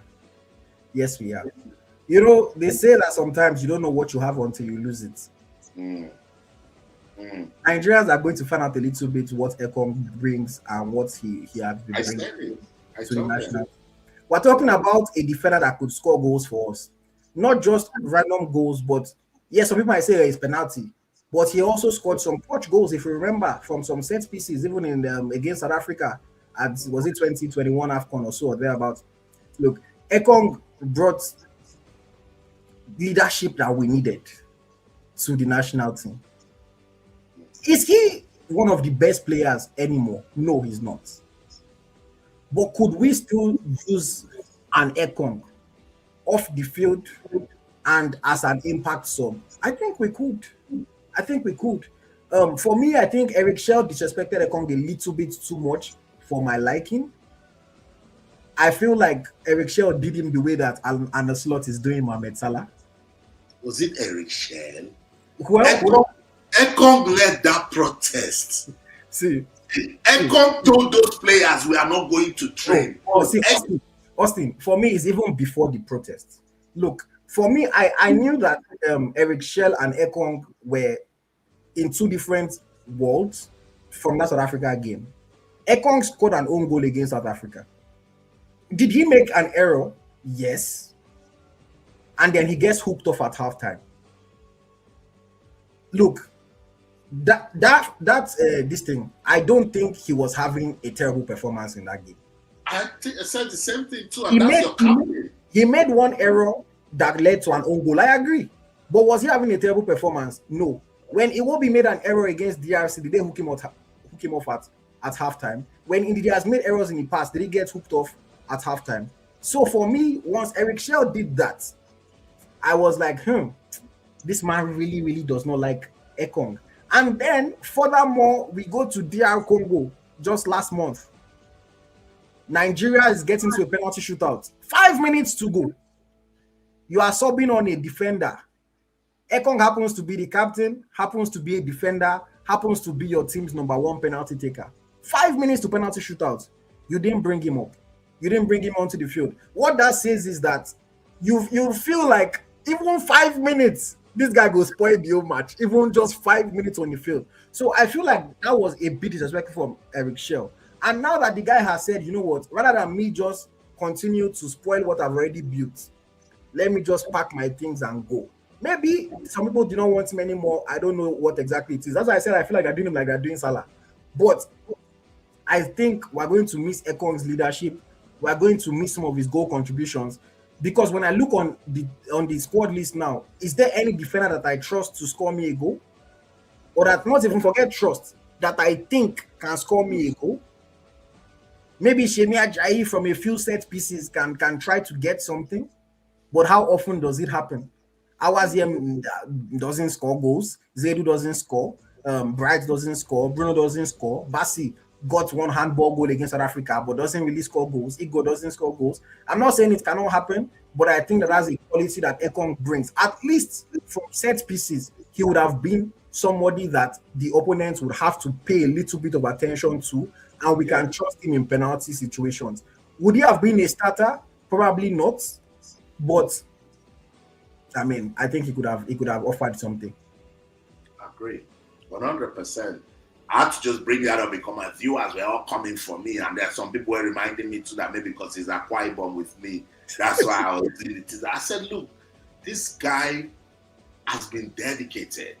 This guy has given us the sort of defensive play that we missed in the Super Eagles for a long time. Maybe the person that was closest to it was Joseph Yobo, you know, and he has shown us that. And you mentioned leadership. If you check now, they have been told who can be the leader, who can be. We don't have a leader in the team anymore. Maybe Wilfred. I mean, Ndidi is my pick to be the next captain because I mean he has been the vice. But Ndidi, look, I don't know Ndidi personally, you know, but from what I see of his personality, it doesn't give me the vibe of somebody that, like, for example, the incident that happened now. I don't think Ndidi would have led the charge for the players to stand up and do something, you know. And we know that Nigeria. See, look, Austin, you've been covering this game way longer than I have been covering it. Is there any tournaments that we go to that Wahala doesn't pop up at some point? Impossible. Something will always happen. Who is going to take charge? Who is going to liaise with the authorities, the administrators, and make sure that everything gets settled, everything gets done? I don't really know. Ndidi just strikes me as too much of a calm guy. Look at even when he was wearing the captain's armband, he went to talk to his goalkeeper. His goalkeeper pushed his chest. I told him, boy, be going. You know, not really. The goalkeeper pushed his chest and told him to be going, and he just turned around and left. What will you do? You don't go slap him. You don't go slap. You will slap the goalkeeper, but you're the captain. You will show your authority on the field. You know, I watch many different. Like you were never going to. You're never going to do that to even a. I'm trying to think of a young captain somewhere, you know. But if we talk about the legends, the John Terrys, you know, the Nemanja Vidic, the likes of them, you know, even Gary Neville when he was captain. Like these are players that if your player is misbehaving, you go and like you're not supposed to go and start insulting or fighting your teammates. But you then, guy, fix up, man. What are you doing? It's not one that you go and you push your chest and you just turn around. You then like, no, you're a misbehaving guy. You have to do the right thing. You refocus everybody. You know, so for me, I don't necessarily see that in Ndidi, but I hope that it's not something that will matter when it comes to the tournament. I hope so too, you know. But in terms of his quality and what he can give? Does he still have much to give? Ndidi, Yeah. look, Ndidi, does he have much? He has whatever he has left in his body. But my thing is that Ndidi is still the best DM that we have.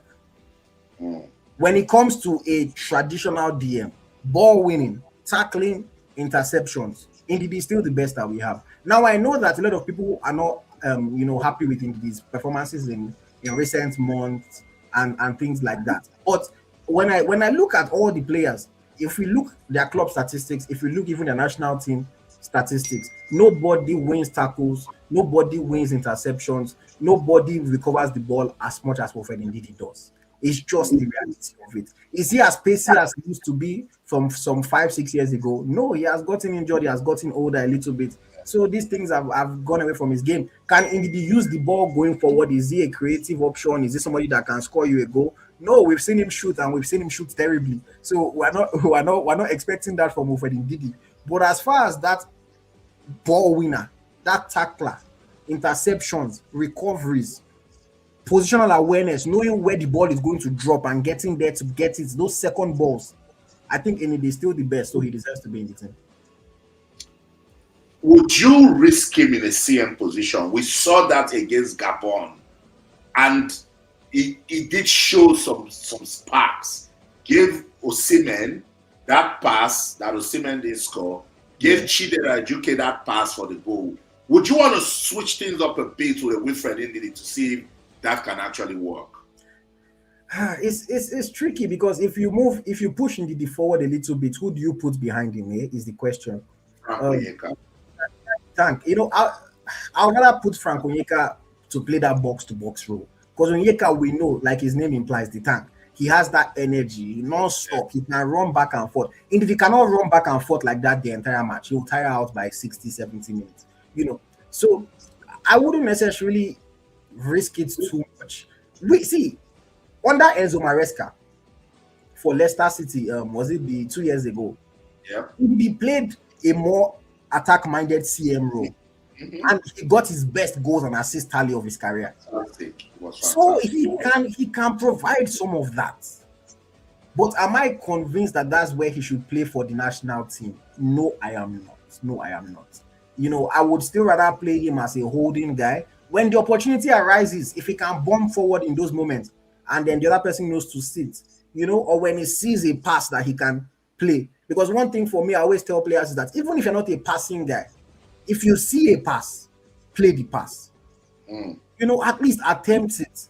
And then if you lose one or two, okay, guy, maybe I should probably calm down. But like you mentioned, like he gave a fine pass to Victor Osimhen that would have been a beautiful assist if Osimhen had finished it. So I would keep him as a DM, but I think that he can offer in moments. It doesn't score goals, unfortunately. It just doesn't score goals. But I think he can offer in moments a little bit of forward contribution. Solid player. I like him a lot. IoT. How bad will we miss this guy? We'll miss him a lot. He was the second solid center back that we had. Now the other three center backs that we have, come ça. Now waiting we see on the day now we go collect. I mean, a very young boy, very composed on the ball. Even though I felt like he did not merit his initial call up, he came and showed that he deserved to be there. Me too. IoT. I was at the Super Eagles Hotel in London during the Unity Cup when they brought him to meet Eric Shell. And I was there saying, because he was part of that under 20 team, and I know his story from ABS to Nasarawa United. I used to criticize him that he's too slow. But you see, that is what can happen to Nnadi. And I like the analysis you gave. The moment this guy stayed around these Super Eagles players, something changed. Something changed right from when he played that Unity Cup game. Talk through. He wasn't the Benjamin Fredericks you ever knew. And he showed it. Clean on the tackles, going forward. I mean, look at that drive and pass to Osimhen against Gabon. We'll miss him. We'll miss him. We'll miss him. You know, his composure, his ability to split the lines of the midfield and move the ball forward, either passing the ball or actually driving with the ball. I think he brings a lot of quality that we don't have in Shemi Ajayi, we don't have in Igor Obu, and we really don't have in Chidozie Awaziem either. You know, Awaziem is a cover center back these days. He's somebody that stays behind to clear the ball, to win second balls, you know, but he doesn't really have quality on the ball like that. When Awaziem was playing in the USA, I used to watch him quite often, you know, always trying to be a ball playing center back and play long passes. You know, Ekong tries it, he doesn't do it well. Shemi Ajayi does not even try to play passes. You know, so maybe Awaziem gives us a little bit of long ball, but Benjamin Frederick brings a lot of qualities that we're not going to have. And, you know, with his youth as well, it brings that youthful energy, excitement. Well, see, I think it's going to be Bassey and Shemi. But the moment Shemi cannot play or something happens to Bassey, God forbid, whatever, or yellow cards, you know, whatever the case may be, we're really going to be shaking our boots with the replacements that we have. Are you telling me you place Shemi Ajayi ahead of Igor? Yes. Tell me why. I don't think Igor is a very, very good defender. I think that he makes some errors that he shouldn't be making for a national team level, in terms of his reading the game, in terms of his tackling. I don't really think that he offers much as a set piece threat or as a set piece defender either. And whenever he goes up against quality attackers, he always has a bad game. You know, I've never seen him play against a quality team that he did not play badly. And I'm not even saying, oh, you just did not shine. I'm saying that whenever Igor, check Slavia Prague, whenever they play against a quality team, just like they did a few days ago, whenever he plays against a quality team, Igor always has a bad game. In the Europa League, many times I've seen it happen. This season in the Champions League, if they play, it's not just refined. And Shemi for me, I know that Shemi is great, but Shemi has more of that experience playing against good players, experience. But I still think he's slow. He is slow. I mean, he is slow. He is, but not everybody has to be. Not everybody has to be fast. But as a defender, we want to see a bit of agility, a bit of, you have to be feared. But what Shemi lacks in his pace and in his agility, he has in terms of his understanding of the game. If you are good enough to know where the ball is going to drop, you don't have to be faster than the other person. You just know to be there before the ball gets there. And I think that's what Shemi Ajayi has. He's not going to run forward because he knows he cannot run back. You know, he's not going to be somebody he's not the first man to go and press. Bassey is probably the first man to go and press. But he's going to play more of a cover road, no nonsense center back, and just make sure that he's always in the right place at the right time. I think he's intelligent enough for a player like Igor to watch and learn. And when Shemi cannot play, you bring Igor in. I think Igor is going to play minutes in this tournament.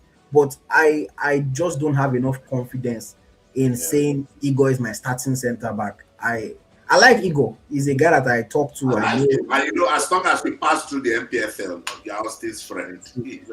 But I don't have enough confidence, man. Maybe he plays and he proves me wrong. I'll be happy if he does.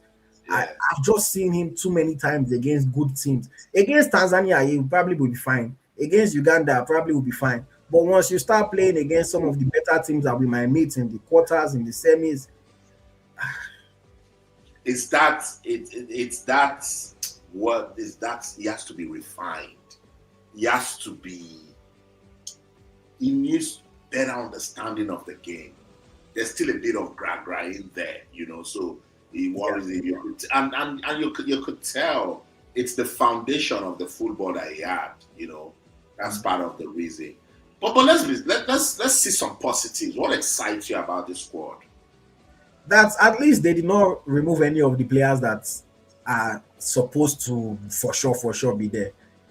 All the players that are supposed to be there are there for sure. The ones that they did not include are the ones that was always going to be a toss-up, was always going to be a debate, So tell me about one name that was supposed to be a debate. Because I have a name, but I want to see if it's what you have in your mind. That was supposed to be there that did not make it. Is that what you're asking? Yeah. I mean, if we ignore Maduka, we've kind of already spoken about Maduka. Maduka should have, of course, have been there. Yeah. I know, like you said, some people are saying that it's because he didn't want to be there. I asked somebody that is always one of his people. The guy did not reply me, so I don't know if that's true or not. But Maduka for sure should make the team. The only other person that I can say maybe should make the team. That has been with the team before. Let me add that caveat too. That has been with the team before that I've seen a bit of. The only one that you can call is Tolu. Exactly. That's what I was waiting for. No, but I cannot argue Tolu's exclusion. And the reason I say this is because look, I've said this many times here. If I were a coach, or when I used to coach under 12. If I'm picking strikers, I want my best striker, regardless of what kind of player he is. My best striker has to be there. I want another striker that is good on the ball, can play with his feet a little bit, maybe has a little bit of pace, maybe can dribble a little bit, but good on the ball. And I want a big boy striker. I want a I like where you've landed. You've come to my bus stop. IoT, you've seen a bit of Tolu Arokodare in the Super Eagles, and you've seen a bit of Paul Onuachu. Who would you pick? Paul. Tell me, come on. First of all. Come on. No. Paul Onuachu has disappointed you guys enough. Yes, he has. I'm not debating that. Put his frame, put Tolu's frame, drive and energy. Who would you pick? Osimhen's type of energy. For nobody's Osimhen. And I think that's Austin. See, that's one of the things that people say that I disagree with. Let's stop expecting whoever comes on the field in that striker position to give us what Victor Osimhen gives us. Nobody can give us what Osimhen gives us. Onwachu, whether it's Onwachu, whether it's Tolu, whether it's Ako, whether it's Salim Fago, nobody is going to press, is going to cover the kind of ground, is going to threaten defenders the way Osimhen does. So let's put that away from our minds.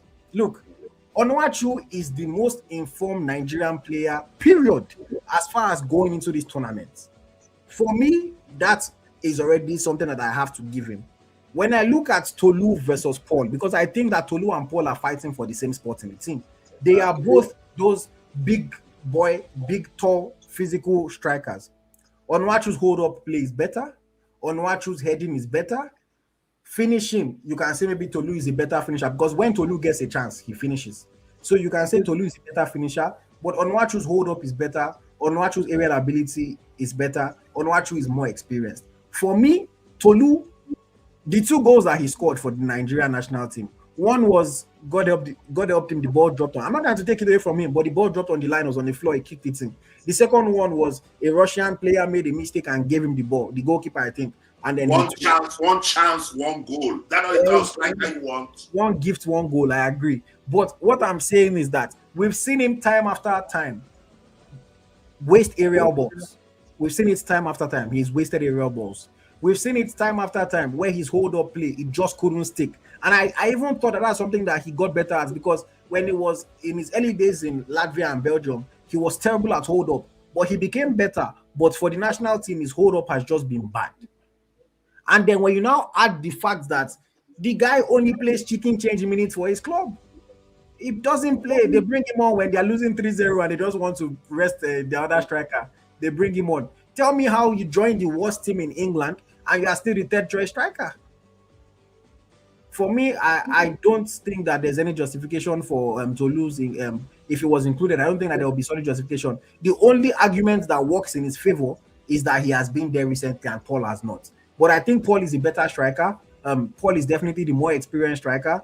And for the role that I think that they are going to play, where is more so an aerial presence and hold up, I think Paul will do it better for us. Okay. I concede. What's your take on Chidera Ejuke? Chidera Ejuke, you don't know what you're going to get from him. But when he plays well, you are excited. Look, I once said in maybe, what year was this? Maybe in 2019, 2020 or so, I told people that Chidera Ejuke was the most exciting Nigerian player that I've watched since JJ Okocha. just in terms of the pure excitement that he brings onto the football field. But we've seen that as he has grown and developed, he hasn't developed his decision making as well as he should have. You know, he hasn't become a threat like you expect him to. He needs to play with more energy. I look at Chidera Ejike. I don't think that somebody like a Jeremy Doku is not more skillful than Chidera Ejike. But Jeremy Doku, the Belgian Man City player, when he plays, every time he gets the ball, the energy and intent that he runs at you with, you always feel like something can happen. A goal can come, an assist can come. You're not wrong. That's also down to coaching as well, because Doku wasn't doing this last season. It's also down to the coaching. And I think that Ejike, the natural ability that he has to dribble the ball and to cause fear in the minds of defenders, I think he needs to be more direct, more intent. Run with more intent. If there's green in front of you, that's one thing that pisses. I'm not even that old, though, but when I watch all these modern day wingers, there's green in front of you. I think even Thierry Henry has said this before. If you are fast and there's all this grass in front of you, sometimes just knock the ball and run. Use your pace. And at the final moments when you have to, pick your head up and see what the best option is. You have to maintain control. If there is a pass to give in the middle of the box, play that pass. If there is a cut back. If the best option is to score. You watch a player like Pedro Neto playing for Chelsea. That's all Neto does. He just puts his head down and run. But when the only time Moses Simon ran and raised his head, he was playing a pass to Frank Onyeka to score. The only time he saw green and used his space and ran, and he always wants to use the ability that you have. If you are faster than them, just run. And if you can just pick your head up and pick the best pass, because that's something with Chidera. Initially, when he started playing, he wasn't passing. He will dribble, then shoot. Then he now got a lot of criticism, and I think he started to pass a lot more. But then he doesn't always pick the best pass. Sometimes you're actually supposed to shoot. You're now passing because you don't want to appear selfish. So for me, if Ejike can make his decision making to be clean, I think that he's a good player. But I think he offers a little bit of dynamism, in the team. So I'm not mad at his inclusion. I like Ejike, I really want to see him do well. So I'm looking forward to seeing what he can offer. And when you consider the fact that we don't really have wingers, is he Olusegun that would have benched him? The only person that you could have maybe not, that you could have taken ahead of Ejike is maybe Otele. But because he has already come into the team and they've seen it. But Ejike is already in the team. So I understand the coach saying, let me stick with this guy that I know. I agree. I'll see one more question before I let you go, and then I'll bring up the other guys. This is the question that I'm asking before you leave. Say it right there. Is it a solid? I rate this team a 7 out of 10. 7 out of 10. Is this a team that I look at and I say, this team wins the Afcon? No. Is this a team that I look at and I say, this team can win the Afcon? Yes. I think that with the players selected, my minimum expectation is semi-final. And the reason I say that, final for this semi-final, my minimum expectation. Okay, minimum. No. See, and the reason I say that is because, like you mentioned, Austin, the main core key players are still there. True. Those ones are still there. Osimhen is still there. Lookman is still there. Chukwueze, Ndidi, Iwobi, Bassey, they are all still there. Yeah. So those guys should still be able to deliver, and then we hope that the ones on the bench can give us a little bit tired, and when they have a chance, exactly, step up. It is a chance for you to show yourself a little bit more. So I think when we might lose is when we need to go into the depth of our squad. And that's why I said like a semi-final. Because you imagine by the time you've played 5 games in the tournament, there's a chance of suspension. There's a chance of injury. There's a chance of fatigue. That's when you need a strong bench. That's when you need to say, okay, maybe Ndidi has finished playing 4 matches, Ndidi is tired. And you know, tournament is every 3 days rather, you play a game. So that's when you might need to look to your bench. Can those bench players help us to go over the line? The defense doesn't inspire me. It's that defense that I'm really scared about. Honestly, that's the part that scares me. Particularly if you know how Francis is all in goal. See, it's the defense that scares me. Plus the goalkeeper, let's bunch them up together.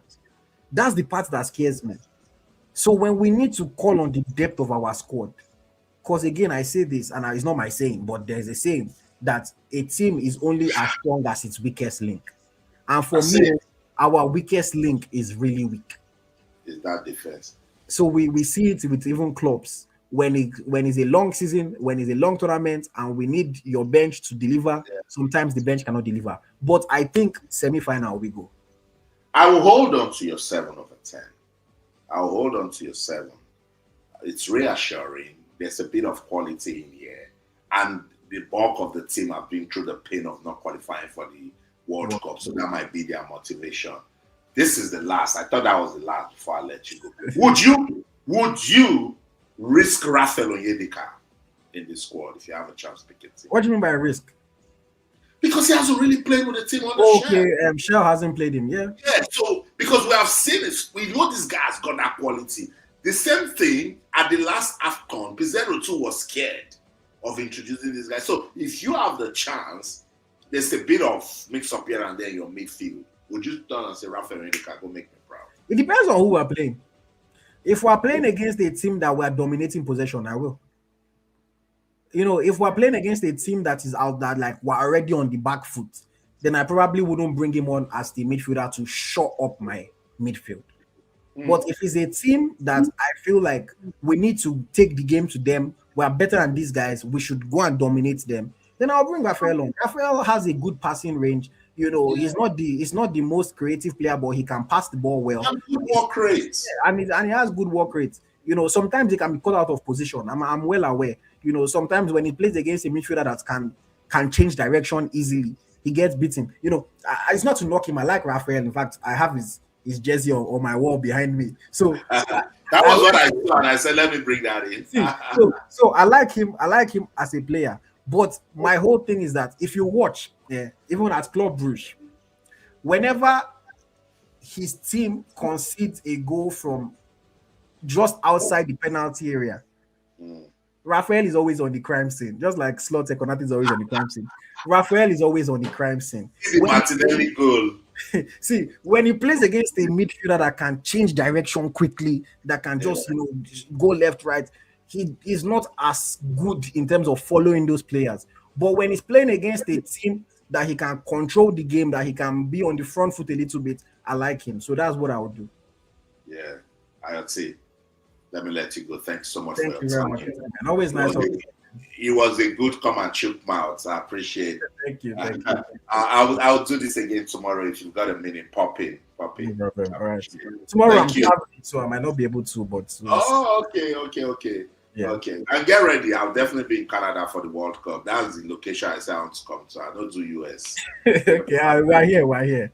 I'll see you guys in Canada. Thanks so much. I come to Morocco. No, I'm not coming to Morocco. Okay. I'll be there on the 21st. Yeah. All right. Nice one, bro. Thank you. So, guys, that's IoT Goose Tracker. Go show him some love. You know, IoT knows his Nigerian football so well, you know. So let me bring my guys. Thank you so much to you guys. I just wanted to, do the core analysis with I see Chukwueze and Zico B. Let me bring you guys right away. Get in here, guys. Get in here. Good to see you guys. Chukwueze, Baba, good to see you. Zico B, I greet you. I do. You're welcome, Galston. Thanks for having us here. I salute you. Always a delight. So, colleagues, you enter the room first. Let me get your general view on the list. Yes, I think I was listening to IoT and a few things. I already said one of the last comment I made on YouTube was what you mentioned. I think every standard team, you have to have a way you want to schedule your team. And I think when people talk about squad selection, a balanced team is not, squad selection is just not about numbers or CM, DM. Football has gone beyond CM, DM, center back. There are certain tactics that you want. Do you have a box to box? Do you just midfield alone? Do you have a box to box? Do you have an attacking midfielder who is more creative? Do you have a destroyer, which is more in terms of tackles and all those things, things like that? Wingers, do you have an inside forward or do you have a wide winger? Do you understand? Strikers, do you have a poacher? Do you have a finisher? Do you have a false nine? Do you get my point? So do you have somebody who is good on the feet? Do you have somebody who is tall in here? Every team has to be balanced. A flexible coach needs to think about all of this when you are. Yes, the truth is you cannot now have a nation that has all of these things and have best players in all of these positions. Maybe some nations will do. Places like Spain, because they have a very good local league and their players are across the world and they are top in those areas. France, England, but we are not one of those teams. So we would not likely have a well-balanced and well-structured team that would tick all these boxes together. So which means that there will be some areas who have lapses, but the coach has to decide, will I ever need this type of players and will I ever need to put them in? For example, even in the defense, you will talk about some defenders are basic just defenders, some center backs. Some center backs are ball-playing center back, which means a coach that wants to build from the back has to think about those kind of defenders. Like Shemi Ajayi is relatively okay. And that's one of those things that made us better. It's not only about Benjamin Frederick's ability to pass the ball. I mean, it's not ability to mark and tackle. His ability on the ball. Because Bassey relatively is good. Because Bassey used to play wing fullback. So he can still push the ball and move the ball. So the extra advantage of having two center backs that can play the ball just gives you that extra challenge just gives that extra advantage to move. Which is one of the reasons why I think I agree. I think the team will be 7.5 or 7. But the problem we will have, and it's the same problem we have, and why we did not win that World Cup CAF World Cup qualifier final, is the depth. And when we now start looking at the defense and the depth, we don't have players that can stand up, and I think they should just cover their eyes in the shame, because that's your opportunity. Because when you remove the best players and you say that you come and rest the best players, then what are you thinking about? It just looks ordinary. That's the point. But particularly, and that's why I cannot fault Eric Chel's this I don't know if he has a whole hand in it, but I know the only person that I think I have, the midfield, for example, I can't fault some changes he's made in the midfield, because for example, I think that Nnadi guy, I've looked at his stats and a few of his stuffs. I think in terms of tackles, and it would have been maybe Imba or Alassane in that regard, in terms of what nature. But IoT's example and the way he put it in is always very key and is important. And you remember, there's something I want to use to give Eric Chel's excuse, but I'm looking for what he would do with this Afcon. And if he does the same thing again, then I think I'm just going to put him in my own bad books. And one thing I see is he only has the first 11. And I wonder why you will have a first 11 and you bring players on that cannot like provide you that cover and maintain your team to a relatively good level. But you invited them. So why invite players that you will not use? A good example is Maduka Okoye, and I suspect maybe that's why he said something about, if what he said is true, I will face club football. There are some players you don't bring in, and when your slight opportunity comes in, you never use them. Do you get my point? Like, they just come and they never play. Another person is this Onyeka. I don't know how. I think if he's that poor that he cannot get 20, 10, 15 minutes in just their tired midfield, then don't call them again. That's my own point. Because don't call them again. Because somebody with a bit of intelligence holding the ball thing, and Frank Onyeka and Wilfred Ndidi were dying, and Onyeka is there on the bench. Well, I don't know why, because I think he could have used Onyeka. The problem is Onyeka cannot do what Ndidi is doing. But probably people have said we should do it. We can never try it. He does not. He is not a destroyer. He's not a interceptor. He's not like a Caicedo kind of player. No, that can win the ball back for you. He's not like all those N'Golo Kante that runs. Do you get? That's the problem I have with him. He doesn't have very good tackle rate to go in and get the ball, intercept and read the game. It can make that little bit of link up play for you in that regards, and maybe just help you push the ball forward in that regards, as much as possible. Frank Onyeka is that box to box that you want, a little bit box to box. Maybe it doesn't have last in terms of attacking option, because most box to box players now are good attacking. You look at the likes of them, the three guys these guys have in PSG. They are very good box to box midfielders, but they have the same set of skill set in the counter, that they have stamina, they have good hold of the ball, they are very slick with the ball possession, and they can score. Have good work So rates. our players have deficiency in one thing. The guys that can shoot, that can score, cannot do box to box. That's Dele Bashiru, for example, is limited in that regard. Ndidi that will even go forward and shoot. I don't know what happened. His shooting is terrible. No, this is coaching. It's coaching, and it's sort of sometimes you look out for your team. I'll come back to you, Kulezi. Zizo B, welcome. Don't sleep on me. Don't sleep on me. Are you excited about this squad? It's apart from the new faces, it's still the same people in it, because I'm worried. Why? Tell me why. This Afcon, I've said it. If Nigeria pass the group stage, we'll thank our God that we'll try. To Morocco, let me stay small. Because let me see semi-finals.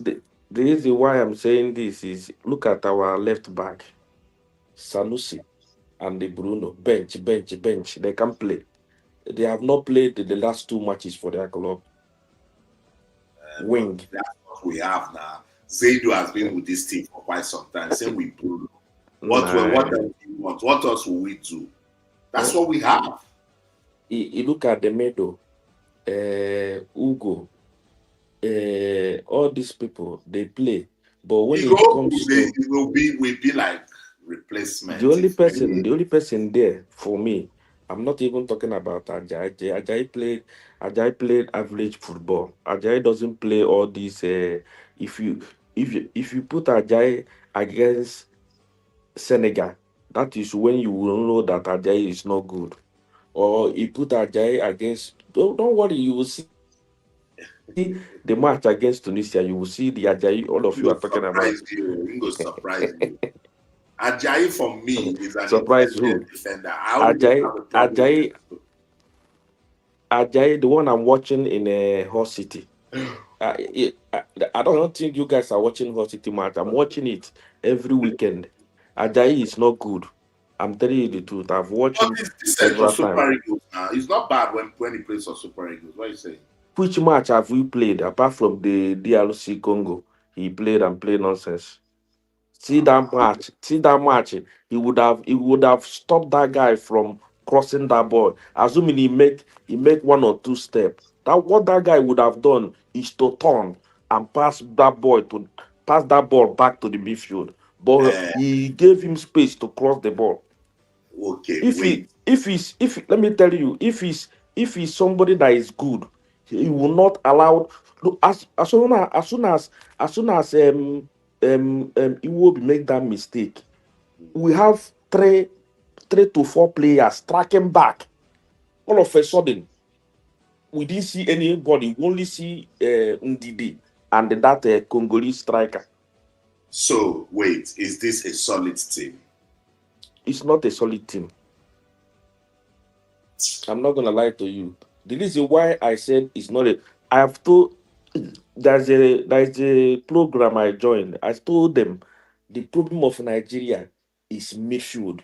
It's not, but now because these people are not going, we have 2 problems now: midfield and defense. Because so will you play who will you play in the middle with Calvin Bassey? The person I would have played in the back with the Bassey is Chidozie Awuzie. I'm telling you. He's there now. He's there. So that's what I'm saying. It's better than, but all these people. But the reason why I said Chidozie Awuzie is better than Ajayi is because Chidozie Awuzie has played against PSG. He has played against Monaco. He has played against Lyon. All these big He has been having players. a good season since he You moved to. understand? But Ajayi is not playing this kind of people. That's why I say people don't understand what is going on. If you play this guy against Senegal, against Tunisia, against Egypt, What is Tunisia? against Morocco, he will chop. They Baba will mess him football is up. teamwork. It will ride on the form of his teammates. Okay, that's a good one. Let me bring in Daniel. Still stay with me. Stay with me. Daniel, good to have you. Welcome. Welcome. So, guys, if you have your way, but I know it's mobile, you guys are using, but it's always good when you make it landscape. I think landscape gives it the, Zizo has done that. So, colleagues, try and see if you can go landscape. Daniel, try and see if you can go landscape. So the team will just, take the entire screen and then, I think you is that auto rotates. You just use it that you just rotate it. But if you cannot, it's not a problem. Anyway, Daniel, when you do it, I'll bring you back. Let me just take you off. Daniel, I think you've done that now. Good. So let's get on. Kulezi has done it. Daniel, you've not done it. I just want you to. Okay. I'll watch you when you. Sorry. I wanted to say something here. Okay. No, don't worry, Daniel. Just don't worry. Yeah, go on. He added there is is it this That's another. I would have. Yeah. He is injured though. He got ankle injury. If Panathinaikos last night, he's not even on the bench. So what is going on? It will come through. Oh my God! It will come through. Daniel, welcome. Thank you for getting to landscape. Daniel, are you also worried about this squad? No, I'm not. I'm not. Can you hear me? You got that confidence? I got confidence. I know so we'll go far. All these things that these guys are saying, your boys are saying, I know so we'll go far.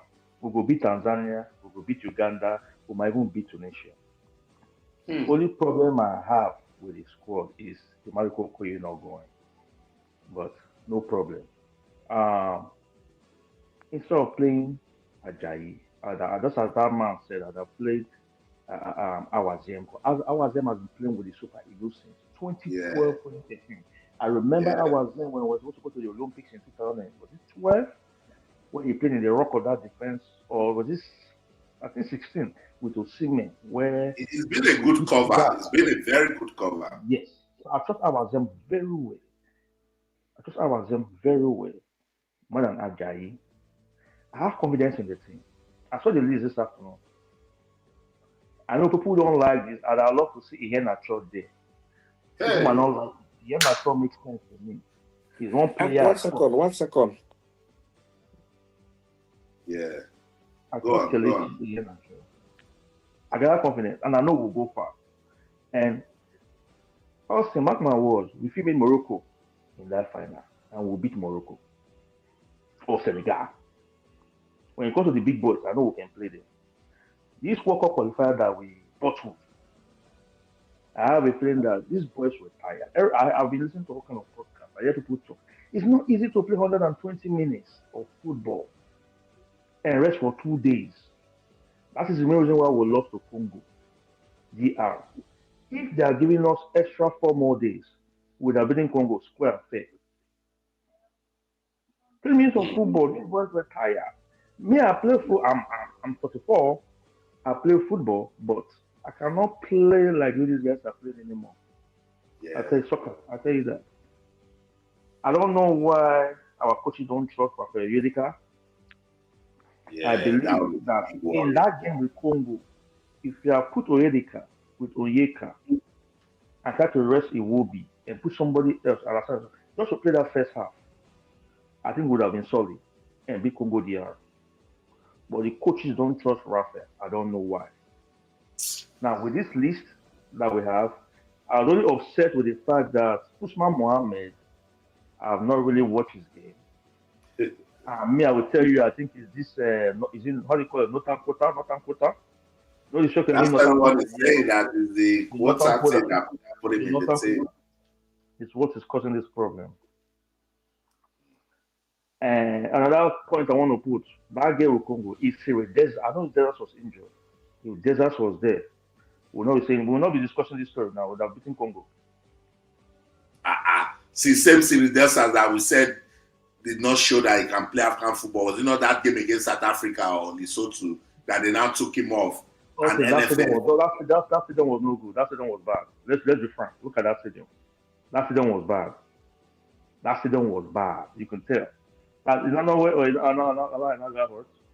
Osimhen got hurt. South Africa knew if they are taking us to the FMB, FMB or FMB stadium. Oh, they played antics, but we also didn't turn up. We were terrible. Let's leave anything. We were terrible. South Africa didn't play, but we were terrible. Obed Chinedu was bad. I see Obed Chinedu. You just joined the studio, but you need to turn on your camera. You need to turn on your camera. I need to see you. Then I'll bring you on. Let me bring Kulexi. Kulexi, what do you guys, I like the fact that you guys are having a bit of confidence in this squad, but what do you think can make the difference for the team? I think everyone knows that we have a good, strong 11, but this is tournament football, and they cannot, they will not be able to. I think you have to take the other guy out. All right. Yes. So this is tournament football, and I don't think they will be able to. What's the word I'm looking for? I don't think they'll be able to maintain that level of fitness 100%. And that is why you send a team to a competition, a team of 28, 25, 23, because you need to realize at some point you need to use certain players. And that was why my argument before was you need a balanced team. And sometimes it's okay when you change things around and you make changes, then you switch to whatever favors that team that you have at that moment, which is where plan B or different formations come in. That's what I think Chelsea sometimes doesn't have right now. He doesn't have a second backup, or maybe he doesn't trust the second backup, or he has not found what works for the second backup. The last speaker was talking about playing 120 minutes, but that's part of competition. That's football. That's what makes football what it is. Especially in all these kind of competitions. Group stage, yeah. I think Nigeria should. We have no reasons why we are not going to leave that group and qualify from the group stage. That was even the worst of it all. If we cannot even qualify from the group stage, but I think we will. The question is at the knockout competitions where extra times can start to happen. How does the coach manage this? The only confidence I have a little bit is Eric Chelle has proven that for every downfall or defeat he has had, he looks like a very, very critical coach who tends to learn from it over time. So most of the issues that we've had, although when they come, they already cost us. The Zimbabwe draw, he tried to fix it with his subs, be more proactive, be more cautious with the subs, understanding the nature of competition and the fact that sometimes a goal is enough to win you the game. So he's chopped that up a little bit. I suspect he would have learned two lessons from this last concluded tournament that we came out short of. One is in terms of that midfield balance. How does it? Because he's already seen now that these guys can be tired. What do you do about it? And I suspect, and I said it the other, I said the problem we have, and this is why I'm happy he didn't take Tolu. Sorry to say, is he took a gamble, bring in a midfielder that will start running around and try and get the ball, but we don't have a box-to-box that can collect the ball and still hold up the ball and draw foul. Like someone like Mikel that will collect the ball and draw foul. We don't have any player like that can really go and get the ball, hold the ball in that middle when the ball playing defenders pass the ball to them and draw foul and be slowing the game down. From there, we'll be launching the ball. So what he had was to throw a long ball, thinking we have a tall striker that is taller than the two opposition defenders, and then maybe hold the ball, but he couldn't hold the ball. So I think Onuatu, as I said, I agree with that. IoT that Onuatu probably should be able to hold the ball a little bit and maybe nod it better. Tolu didn't do that, and I think his energy level is a little bit as poor as that as well. And I think for African football, we need people that can run, that can even mark the ball, because you press from front. Football is now about pressing from the front. It's not like one striker will just be jogging around. You have to press from the ball. You force your opponent to make a mistake. If they don't, that goal with the again, was it Gabon goal that they passed? and then this guy is slotted back in. That back pass is part of pressing. So it's you press the ball, and that's part of what we need. And some of the teams we are playing, their players are not that experienced. So a little bit of pressure is enough to do it for us. So what are the things that can fix it? Coming back to your question, is the bench. The coach, while he's setting up his first team, which he already understands and he has his tactics, he needs to start to think about plan B. Who do I remove? When I remove Ndidi, if he's tired, he's tired. Yeah. Manage, that's when they talk about not coach. Maybe that's because we are using coach. He needs to be a coach and a manager. Manage the players. You know who can play. There's no reason why you keep Osimhen. Once he plays 90 minutes, then you know that either you are coming to get him 45 minutes the next game, or you will not start and let him come in if we need goal. Sometimes you have to know that those are the decisions that the technical team have to start making to plan for this tournament if you want to go all the way to the end of it to win it. That's the truth. And those are the problems. Our biggest problem, and I agree with the last speaker, is the midfield. I don't know why we don't have solid midfielders anymore that can really control the game. And looking at some other teams, just looking at Ivory Coast in my head now, I'm looking at Ivory Coast, I'm looking at Senegal, and I'm looking at those midfield, even Morocco. You know, those kind of things. Even when Morocco played well in World Cup, you could see what Amrabat was doing. Yeah. Running around and running everywhere as if he was on something else. You know, and that's something that I don't think we have any of those kind of players, you know, that can run and still not collect card. Not like you just jump in tackle and the Nnadi guy is maybe 83%, 83% tackles won, and maybe his area, maybe 83%, I think it's 80% or something, and then his area duel is also about 80-something%, which is, to be fair, in terms of percentage, is fair enough. You know, for a defensive midfielder. I also agree that the Usman guy should not be there. And the reason why I am happy with Eric Chelle with the new person is, if you look at the trend, I don't know if Mr. Austin are thinking about that, is the age of those guys. And sometimes we already need to start planning for the future. So there's no point having all the 30-something. You already know the first team. They are already around the same age bracket. There's no problem. There's no reason why you'll be going for major tournaments step by step. We have to start throwing in some early 20s into the team. But early 20s that can, at least, they don't have to be perfect, but that can do certain things for you the way you want them to be done. Like Benjamin Frederick. You can see that things are shaping. Benjamin Frederick is in 20s. This Ryan Alebiosu now is in the 20s. This Ndidi guy, 20s. Yeah, so we need to plan. Those ones, you know, you can verify their age. They have good youth football experience. Well, exactly. And they are playing at the top. Yeah, so that's why I think that the problem now is the coach, which is why I said it in the YouTube that what percentage of influence does he have over these players he has selected? Because it feels to me like I keep asking myself, why will you bring certain people to the camp and we'll play games that is obvious that maybe these guys should come in and do something, but yet you still do not use them? Onyeka is one example. Like, why you still do not use them in that midfield? Even the Al-Hassan said that Ndidi is tired. Just put him inside. Say, let him come and start running and let him tackle in that game. Why? Exactly. So that is what we're saying, that coaching is very, very important. You know, because if the coaches that don't believe in you, it's like Ademola Boderi, and I like this comment. Say he's happy with the new midfielders inclusion. Hopefully, they will be able to strengthen our midfield. Yeah, we need to try something new.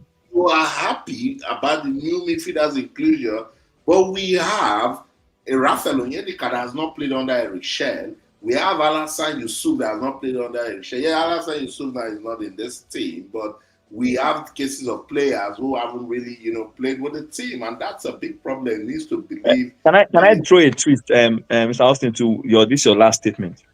We keep talking about Raphael Onyeka. Which of the last set of games have we played that we thought that we needed him? The games we've played we have been in two different positions. Position one, in fact, the most common position we have always been in is we are defending a goal. We have never really played a game where we are leading by a huge margin and we are comfortable in the midfield to bring him in to stabilize and pass on. We have been in all the times, this World Cup qualifiers, and even this last once we played. Is that why you should bring somebody and challenge him? I don't think his profile. The point is that his profile would not help it at that point, because I don't think his profile is not a good marker. We want to control the game, which means you need midfielders that can either tackle, hold your midfield for you, He's not going to do that. I just watched the Arsenal game. He was basically just running. He couldn't put any tackle in. And then the game they played, when he yeah, played but that was against different. Barcelona, when The he game played before that, you know that IoT said something. And if you want, maybe people that have been talking about him, go and watch it. Everybody has their strength. He's not a typical tackler, interceptor of ball, like intercept passes, block passing lanes, and stop the ball from connecting to the striker in the midfield. He's not that type of defender. Midfielder rather. He's not also a kind of person that you will expect that a player is on the ball. He will chase the person to the very point where that person will be uncomfortable with the ball and collect the ball from them. The way all those N'Golo Kante, all those like midfielders like that. The games we needed somebody that will shore up the defense line, cut the passing, prevent us from conceding a goal. So with the coach bring him in that situation, it's not like we're leading 3-0 or 2-0 up and we needed to control the game and we lock up the game. That's maybe when you want to bring him to pass the ball, exchange passes, then launch a ball for a counter because we are comfortable. All the games has always been like our mouth in our hands like this shaking, because it's almost like a challenge. Even the last, except for the Benin game, which is why I was like, maybe. But then that Benin game as well, we needed more goals. Do you understand my point there? Because so we've never really been in a comfortable position to bring him in. Maybe Afcon, we win our first 2 games, and then the last game is almost like the previous one too. It's almost like the previous one we even needed to win that game. But let's say the last one is now going to be against maybe a little bit like we can play with it a bit. Maybe we can then use him at that point. But what I felt Eric Chelle is trying to address, which I think maybe he has addressed, but I don't know if the players are the best companies. He needed to find somebody that when we take out Ndidi and do the exact work Ndidi is doing. All right. Fantastic. Welcome. You have to go now. I saw you entering and leaving. Your camera was off, but I'm glad you finally made it here. Are you excited about this list? My only concern, why Okoye is not there. Okoye said he wants to focus on club football. We go for Sam. We'll not go for Sam,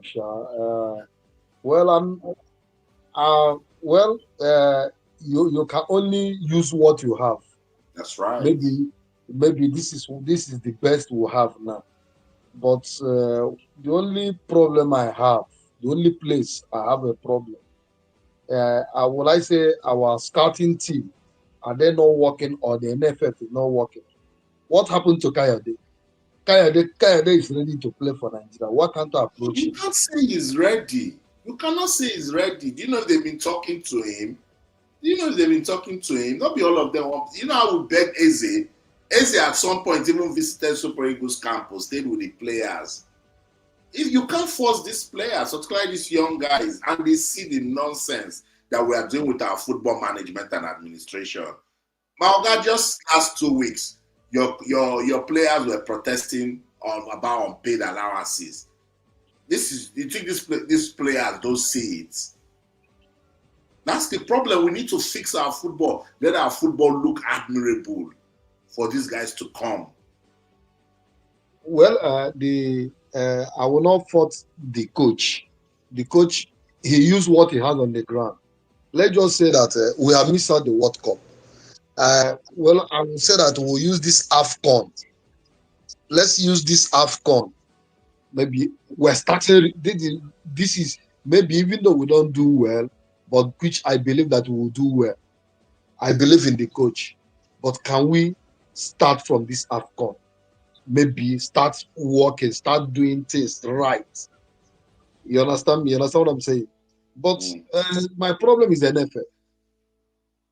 That is my problem. My problem is NFF. Hello, are you there? I'm hearing you. I'm seeing you. Why is the NFF your problem? Why the NFF is the problem is that I say that do we have a program? After this Afcon now, what will happen? Do you have that continuity? Do we have it? No. We don't have it. You understand me? We that live in this Western world, you can see they have program. Do we have program? Can we use this? Can we use this Afcon to start preparing ourselves for the next World Cup? Can we do that? No. The answer is no. I pray. Well, the only thing I can say is that we use what we have. Let's pray that we'll have a good, like the last Afcon. Nobody really give us a chance. But before we know it, we'll make it to the final. Let's hope so. And I hear somebody complain Ajayi. I don't know what Ajayi is doing in that list. That is my problem. Ajayi don't have any business with the Super 8. Right why now? Why are you guys saying this? He has in good English football experience. Why would you say you don't have anything to do in the team? I don't trust Ajayi. Me, I don't trust Ajayi. I believe maybe Chigozie can come in. But I don't think the coach will even use Chigozie. You understand what I'm saying? You understand what I'm saying? But so, well, the only thing if you've been using Ajayi with Calvin Bassey, why would you now want to disrupt it and bring somebody that he might, what's the name, Calvin Bassey might need to learn their style of, this football of a team is about blending. Yes. Particularly with defenders, the more you people have played together, the better understanding you have, So I don't know. I might understand why you guys have doubts about Ajayi. I also said it clearly. I think he's slow, but he's intelligent, and every now and then he can actually give you those. He can win those area duels because of his height, and he can also pop in and give you a header. He gave us his confidence against Lesotho. One thing you know that football have changed. Africa is no more the Africa we used to know. Everybody's wise. The whole team. No underdog in African football now. You can see. But well, let's just say, as I always say, we use what we have. But why? I want to ask one question. Why there's no home-based player in this list? What is the state of your league that you'll be having home-based players? What's the state of the league? Don't you see the league? I cover the league. I can tell you that authoritatively, I promote the league. The standard is poor. We are not using, league football back home in Nigeria is just to play football. When all the clubs are state-owned, we don't position it for anything professionalism. Do you not see the other day canopilas and this thing? Don't you see the state of the infrastructure? Well, the problem is that I don't even follow Nigerian football. I don't even follow. You shouldn't be wondering why there's no. First thing first, subscribe to my YouTube channel. If you haven't, subscribe. Turn on notification. I do what I call the MPFL is beautiful. So every match day, I analyze what's happened in the league.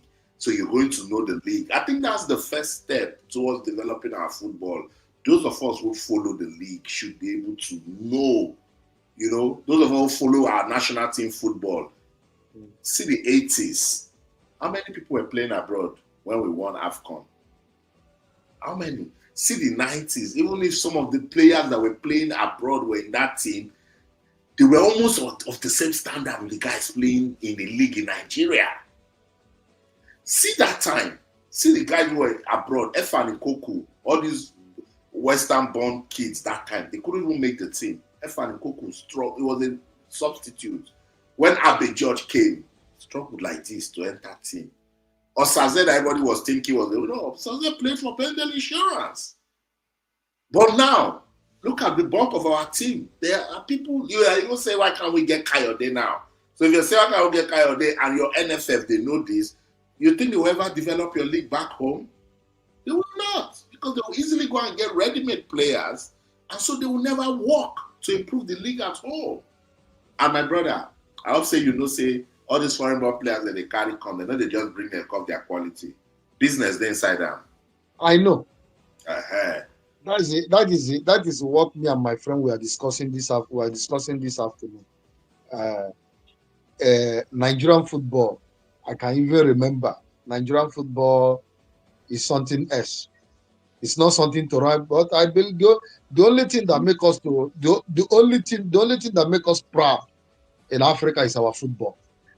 That is the only thing. That's the only thing that we are proud of. We are Nigeria. That's the only way. That's the only way I can tell. I'm a Nigerian because of our football, because of our players that play in Europe. You know, so that is it. But well, let's just pray for good Afcon. That is the only thing, and support the coach. Support the coach. But again, I'm hearing, or I'm reading in the net. The NFF is owing the coach. When the environment is not conducive for the coach, how can you work good? That is one thing I'm saying. That's one thing I'm saying. They are owing the coach. I'm seeing it in the news. Yes, but it's only the coach that can come out and verify that information. And I have said it. If he's now not comfortable with that situation, give your employer a handshake and go and get another job. So if the man is not complaining and the media, they are carrying that, maybe he has told somebody and another person told someone in the media. But look, I am very big on verification. If the whole media lie, let them carry that they've not paid Eric Shell. If Eric Shell has not said it, I will not say it. Let's hope we'll have good Afcon. Let's support the man. My brother, thank you. I appreciate your time. Where are you based? Where are you based? I'm based in Caribbean. Caribbean? Yeah. Where's that? Trinidad and Tobago. Oh, wow. Nice. That's a beautiful country. Nice. Yeah. Nice. Okay, subscribe to the YouTube channel, first thing first, and turn on notifications so you get to know about Nigerian football, because I do that 100%. So you know what's going on back home. Thank you so much for your time. And you too. Bye. I appreciate you. All right, bye. Thank you so much. Okay, let me just read some comments and then we'll wrap this up. Shout out to everyone contributing to the live stream. Guys, we're going 3 hours already. 3 hours, 2 minutes. Can you believe it? Okay, Dada Oni, thanks for your comments. Watch out for Usman Muhammed. It will stabilize our midfield. You sure? Really? I'm really looking forward to that. He's even going to have playing time. Well, we'll see. Shout out. Thank you. Abumi, Salim Fago could not make these Flying Eagles that went to the World Cup. How come he made this team? Politicians at work. Mr. Daniel, did you mention Kelechi? I already man where you cracked me up. That's his list. That's his list. Tony Ogona. Tochukwu Nnadi is a good footballer. Yeah, Ayoti also said the same thing. Let's wish him well. Usman Muhammed can solve the midfield issue. Okay, we'll see. Tochukwu Nnadi can do that. Like that you guys trust, you believe in the team. Ayuba, thanks so much. Our problem is not the coach, but the cadre system. We don't have anyone currently who can transition to the midfield from under 20 to under 20 because they did badly in the competition they played. I agree. Transition is important. Check when our football was doing well from the 90s to the early 2000s. We always had players who came from under 17 to under 20 and then the Super Eagles. The last time we had junior players transit into the senior men's national team was 2015. Then Victor Osimhen and Samuel Chukwueze said, since then we haven't had any breakthrough. So that is a very big problem. Big problem. I agree, Ayuba. Guys, let's pause. I need 10 persons to like this video on YouTube, 10 persons to subscribe and tell me I have subscribed. I'm going to put it on the screen. 10 persons to say I've subscribed. TikTok, what's going on, my guys? Thanks so much for rocking and rolling with me. I see you, Ajayi, my man. Thanks so much for joining. TikTok, guys, we need to like it. We need to get the page active. Otherwise, it's going to go off. You know how it is with TikTok.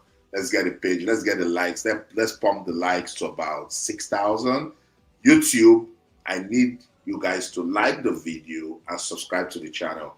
don't you subscribe to the channel? Turn on notifications. I'm off to Morocco on the 21st for the Afcon. So you don't want to miss any of the action. I'll be bringing you interviews, training from the Super Eagles camp, not just Super Eagles camp, all the guys in Group C. It should be fun.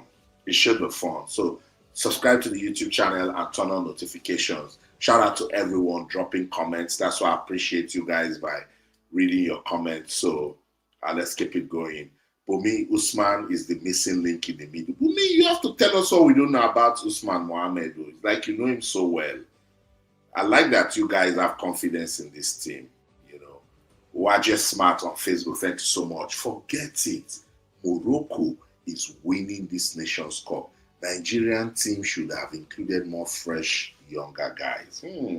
But African football is big on experience, so it's big on experience. So it's not be by younger guys. So African football. Daniel, are you ready? Let me just get you to wrap up on your points. Then I'll conclude. Okay, Daniel.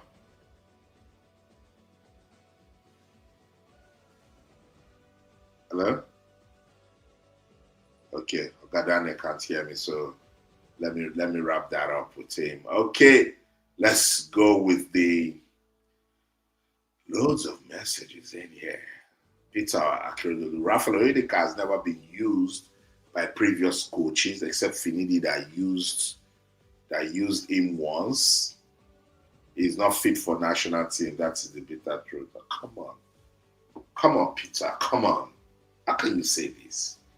How can you say this? Rafael Oedeka not fit for national team? No, nah. No. I respect your opinion, but you can't say it. Arguably the best midfielder we have. Now, I say with this my full big chest. The kind of Champions League football experience that Rafael Oedeka has. Started with Club Brugge, played against Man City, played against Barcelona, scored goals. Plays week in, week out. Come on, guys. Come on. What are you talking about? Not fit for national team. There's no truth in there, bro. I disagree. I just hope the coach won't be too offensive. We need to block the midfield and be defensive, then rely on our strikers to take their chances. So Eric Shell is big on what are we doing when we don't have the ball. I think that is his game philosophy. What are we doing when we don't have the ball? So that you keep the formation, you stay in line so that when you have the ball, you can easily plug back to your system to attack. I think that's the switch that the team needs to learn. And if you check that game against Benin Republic and Gabon, we saw a bit of it. It helps with their pressing play. Check the goal that Akwa Adams scored against Gabon, that first goal. You can tell that they stayed with the system when they were not with the ball. And it was the press from Moses Simon that now forced that defender to play rubbish. And people might think that it was a gift. No. It wasn't a gift. Check where Akwa Adams ran from and got that ball. And it was just how he was in the system that he was able to take out the goalkeeper and scored. So it's very important. No matter the kind of defensive play you do, when you're doing the pressing play, how you guys lined up when you don't have the ball, very, very important. I suppose enter training. I suppose enter coaching. I think my team will do well. What do you guys think? I need 10 people to like this video on YouTube. 10. I'm seeing the numbers, but you guys are not liking the video. You are dropping comments, but like the video. You need to like the video. If possible, share it.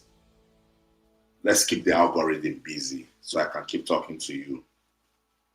Dada Oni, you said you don't trust Ajayi, but trust Ekong that has scored more own goals than any player in Nigeria.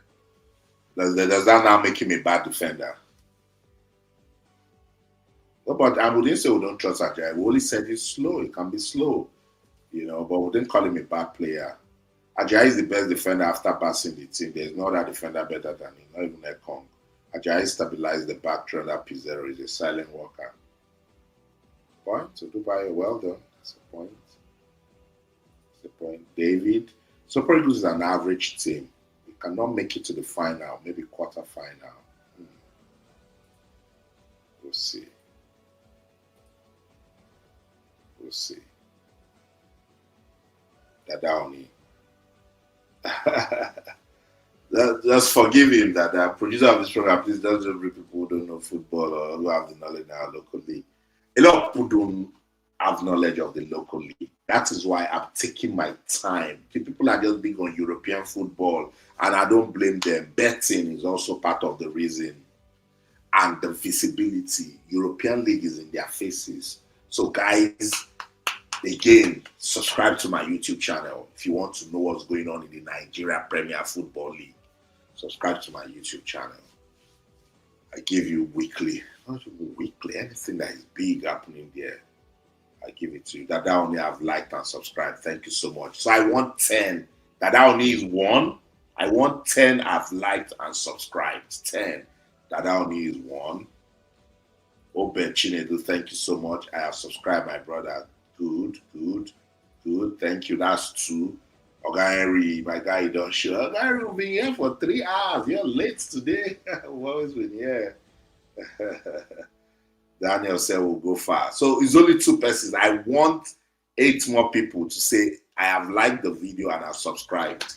8 more persons. So I have just 2 now. I have 2. 8 persons to say I have liked and subscribed on YouTube. On YouTube, I see the comments, but we're not liking the video. And if you don't like the video, it's not going to go far. So the more you like the video, the algorithm pushes it.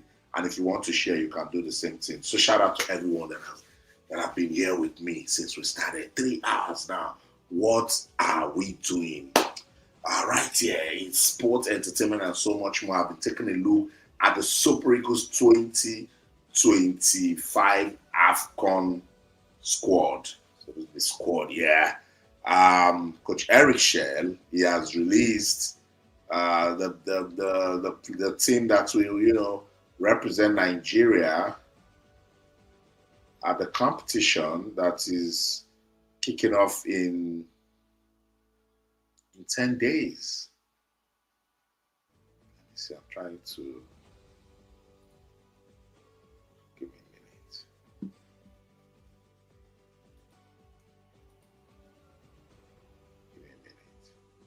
So yeah, Coach Eric Shell has released Nigeria's squad for the 2025 Africa Cup of Nations. This is the 35th edition. Morocco is hosting. Nigeria trying to, see if they can win it, but it's going to be really tough. Particularly the mentality of the team is important. They didn't qualify for the World Cup, so we have the squad list now. Just in case you just joining, let me show you. In case you missed it, that's it right there. We have 5 new players making the squad to the Afcon. 5 new players. From the defenders to the midfielders and the forwards, we have new players. A new face in the defense line is Ryan Alebiosu. He plays for Blackburn in the Championship right here in England. He's with the team. Midfielders, I plays for Pisa. Ebenezer Akinsanmiro right there making the list. Tochukwu Nnadi also making the list for the Afcon. We have Salim Fago right there. And of course, Muhammed, Usman. And he's not has come with loads of criticism. Other persons say it's a breath of fresh air. Some people believe he will make a change to the team and all of that. So we'll see. The Afcon will kick off on the 20th of December this year and run till the 18th of January 2026. Nigeria will play in Group C alongside Tunisia, the Carthage Eagles, the Cranes of Uganda, and the Taifa Stars of Tanzania. So this will be a big test for Coach Eric Sékou Chelle and his Super Eagles team, particularly that they're under pressure to, impress. Thank you so much to everyone confirming that they've liked and subscribed. Peter, is this video I'm talking about? You need to like this video. So even if you subscribe, if you're watching the video, you need to like like the video. Let me just take some more comments. So that's the list, just in case you haven't seen it before. It's important to show you. And these are the 5 newbies, the new kids on the block. The highlighted guy that took most of the space is Ebenezer Akinsanmiro. And I had to highlight Ebenezer because you guys will say, we need Ebenezer in the team. Ebenezer is a good midfielder. Ebenezer can make a difference. Ebenezer this, Ebenezer that. Ebenezer is in the team. The guy right on top, beside Ebenezer, is the Salim Fago Lawal guy. And everybody has been saying, oh, how can he make the squad? And there's no Philip Otele, but hey, he's in the squad. The guy who is in the middle is Mohammed Usman, midfielder has been called into the team. Plays his football in Israel. He was part of Nigeria's team that went to the Rio 2016 Olympics. Yes. And I showed you a video that gave Mohamed Usman a viral moment in 2018 when Nigeria played Atletico Madrid in a friendly match and he created magic. I'll show you again before we leave. Right under Mohamed Usman is Ryan Alebiosu. Yeah, I told you he plays his football right here in England with Blackburn. And of course, the guy that is right under Ebenezer is Nnadi. There you go. He plays his football in Croatia. Those are the 5 new guys making the Super Eagles squad. So what do you think, guys? Are you confident that this team can go on to, create magic? Thank you so much. Thank you so much to everyone that have subscribed and liked this video. I appreciate you. I'll just read those comments. Daniel Abanam says, I don't subscribe long time ago. Thanks so much. Daniel, I liked it already. Guys, don't forget, like the video. Henry, have you liked the video? People should stop talking down on our team. Pray for them to be mentally sound for the African Nations Cup. These boys are human. And what's going on is not their doing. We just pray they get it right. But bro, faith without work is dead. You can't just keep praying. We need to show workings. Morocco is showing workings. Algeria is showing workings. Senegal is showing workings. Even small Comoros, they're showing working. The craze of Uganda, they're showing. See, Uganda, they've been in Morocco for 5 days now. 10 days to tournament, Nigeria is releasing squad lists. It's what you sow, you reap, my brother. So we too, we must be doing the right thing. Peter Kerodolu, I've liked and subscribed since. Thank you so much. Ogachinendo, I believe we will do well. Just watch out for Nigeria. Okay. Timothy just echoed what I said. Baba, leave prayers. Exactly. I liked and subscribed. Ogachinendo, thank you so much. I like it when I see that. I've liked and subscribed. Thank you so much. Timothy Akinsanmiro will perform. He needs to be on the pitch. Yeah, good player. Good player. And I'm glad he chose to play for Nigeria. Timothy, yeah, like the video, subscribe to the channel. Anybody that is just coming now, that's the first thing. You need to like the video, you need to subscribe to the channel. Let's keep it going. Daniel Austin, sir, can you come on this Saturday? I'll try. Saturday. I'm not even around on Saturday. I know I'm out on Saturday, but I'll try. Try to see if I can come. Yes, like this video, but subscription has been done since. Thank you so much. Thank you, everyone. It is their doing. Timothy. Who else is on the pitch? Daniel, NFF need to step up. Absolutely. Everything rises and falls on leadership, That's the core. That's the core. Administration and management, The players, their job on the pitch is just execution. But planning and organizing is the soul of every good team, That's where you build system. And we lack systems in Nigeria. That's the problem right there. So, yeah, I totally agree with you. The NFF needs to step up. Absolutely. You guys will not let me go now. You are dropping audio comments. Nemeka, have you liked this video? We need to like the video. Very, very important. And then subscribe to the channel. We're not using players from Israel. Why people criticize players moving to Saudi Arabia? They will not play for the Super Eagles. Which league is better, Saudi Arabia or Israel? SA not comparable. Look, I think class is permanent. All this, where does this one play and the rest, just come and show working. Guys, 2018, when our football was struggling on that Genotro, it was the players from China that made the difference. Mikel Obi was playing in China then, or Johnny Halo was playing in China. That Chinese league then that we all criticized. But they were the ones who would come to the team and perform. Have you guys forgotten? So it's the class is permanent. Leave the league. Just show that you can play football. All this noise you are making about Osimhen. You think if he's not performing, people will not start saying when he's playing in Galatasaray, where is Turkey. That's when we will now be saying that he should be playing in England or Spain or Italy or France. But the man is playing in Turkey and he's showing us mad form. That's what matters. Yeah. Timothy, what's the news on Okoye? Why was he dropped? I'm hearing his club kept him since he was going to be warming the bench. The club can't keep him. He was the one who said he wants to concentrate. But you can't come to the national team where you are not a first choice goalkeeper and be telling them that no, you have to come and prove that you can actually be the first choice goalkeeper. So the time that he got his chance, did he use it? Yeah, so thank you everyone. Thank you everyone for your time on the show tonight. I'm going to take this one from Daniel. Ebenezer need to come off the bench and study the team. He'll be the next Mikel Obi. Okay. I'll be watching. I'll be right here. Thank you so much, guys. Always a delight. Always a delight.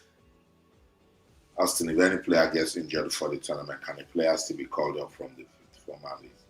Yeah, it depends. It depends on the timing. It happens that when I think they can talk to CAF. They can write a letter. I think under that condition, if it's injury before the competition starts, you can bring in somebody. But that is why sometimes it's also good to have players on standby and you inform CAF. But we don't have that. Since South Africa, they called their foolies and kept 3 players on standby. They keep changing the rules, so I don't know. Okay, that's about it. Thank you to the about 250 persons that came on this live stream, and then you guys contributed to it. You made it fun, talking about the Super Eagles squad for the 2025 Africa Cup of Nations. We've been asking for it. Where is the list, NFL? Where is the list?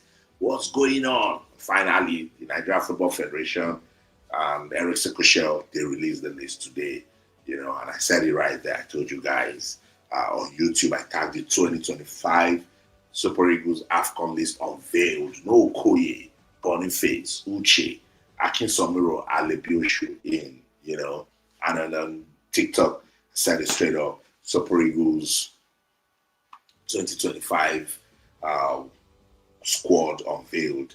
I've been having that conversation, and you guys did a great job breaking down the 28 players invited for this crucial mission. Can the Super Eagles go on to win the 2025 African Cup of Nations? Let's start by letting me know if this is a solid team, and quite a number of you guys believe it's a solid team. So I'm going with you guys. Faith, belief, confidence.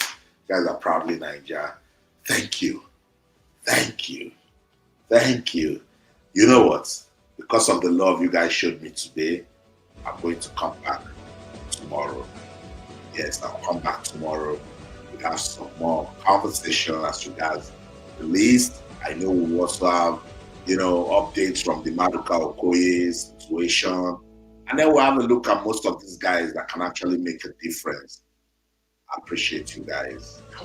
I love you guys so much because you guys actually make this thing fun. Each time I come here and talk about it. Chris Santos, Uche should have been included. We talked about it. Next time, join the live stream on time. We'll be talking for 3 hours, 25 minutes. Guys, I need to go catch sleep. I'll see you guys around again. That's what's up. Nigeria's Afcon squad unveiled. We now know the players that will execute the mission Let's keep the conversation going in the comment section. Is this a solid team? Can the Super Eagles win the 2025 Africa Cup of Nations? That's the call to action. I'll see you guys around again. That's it.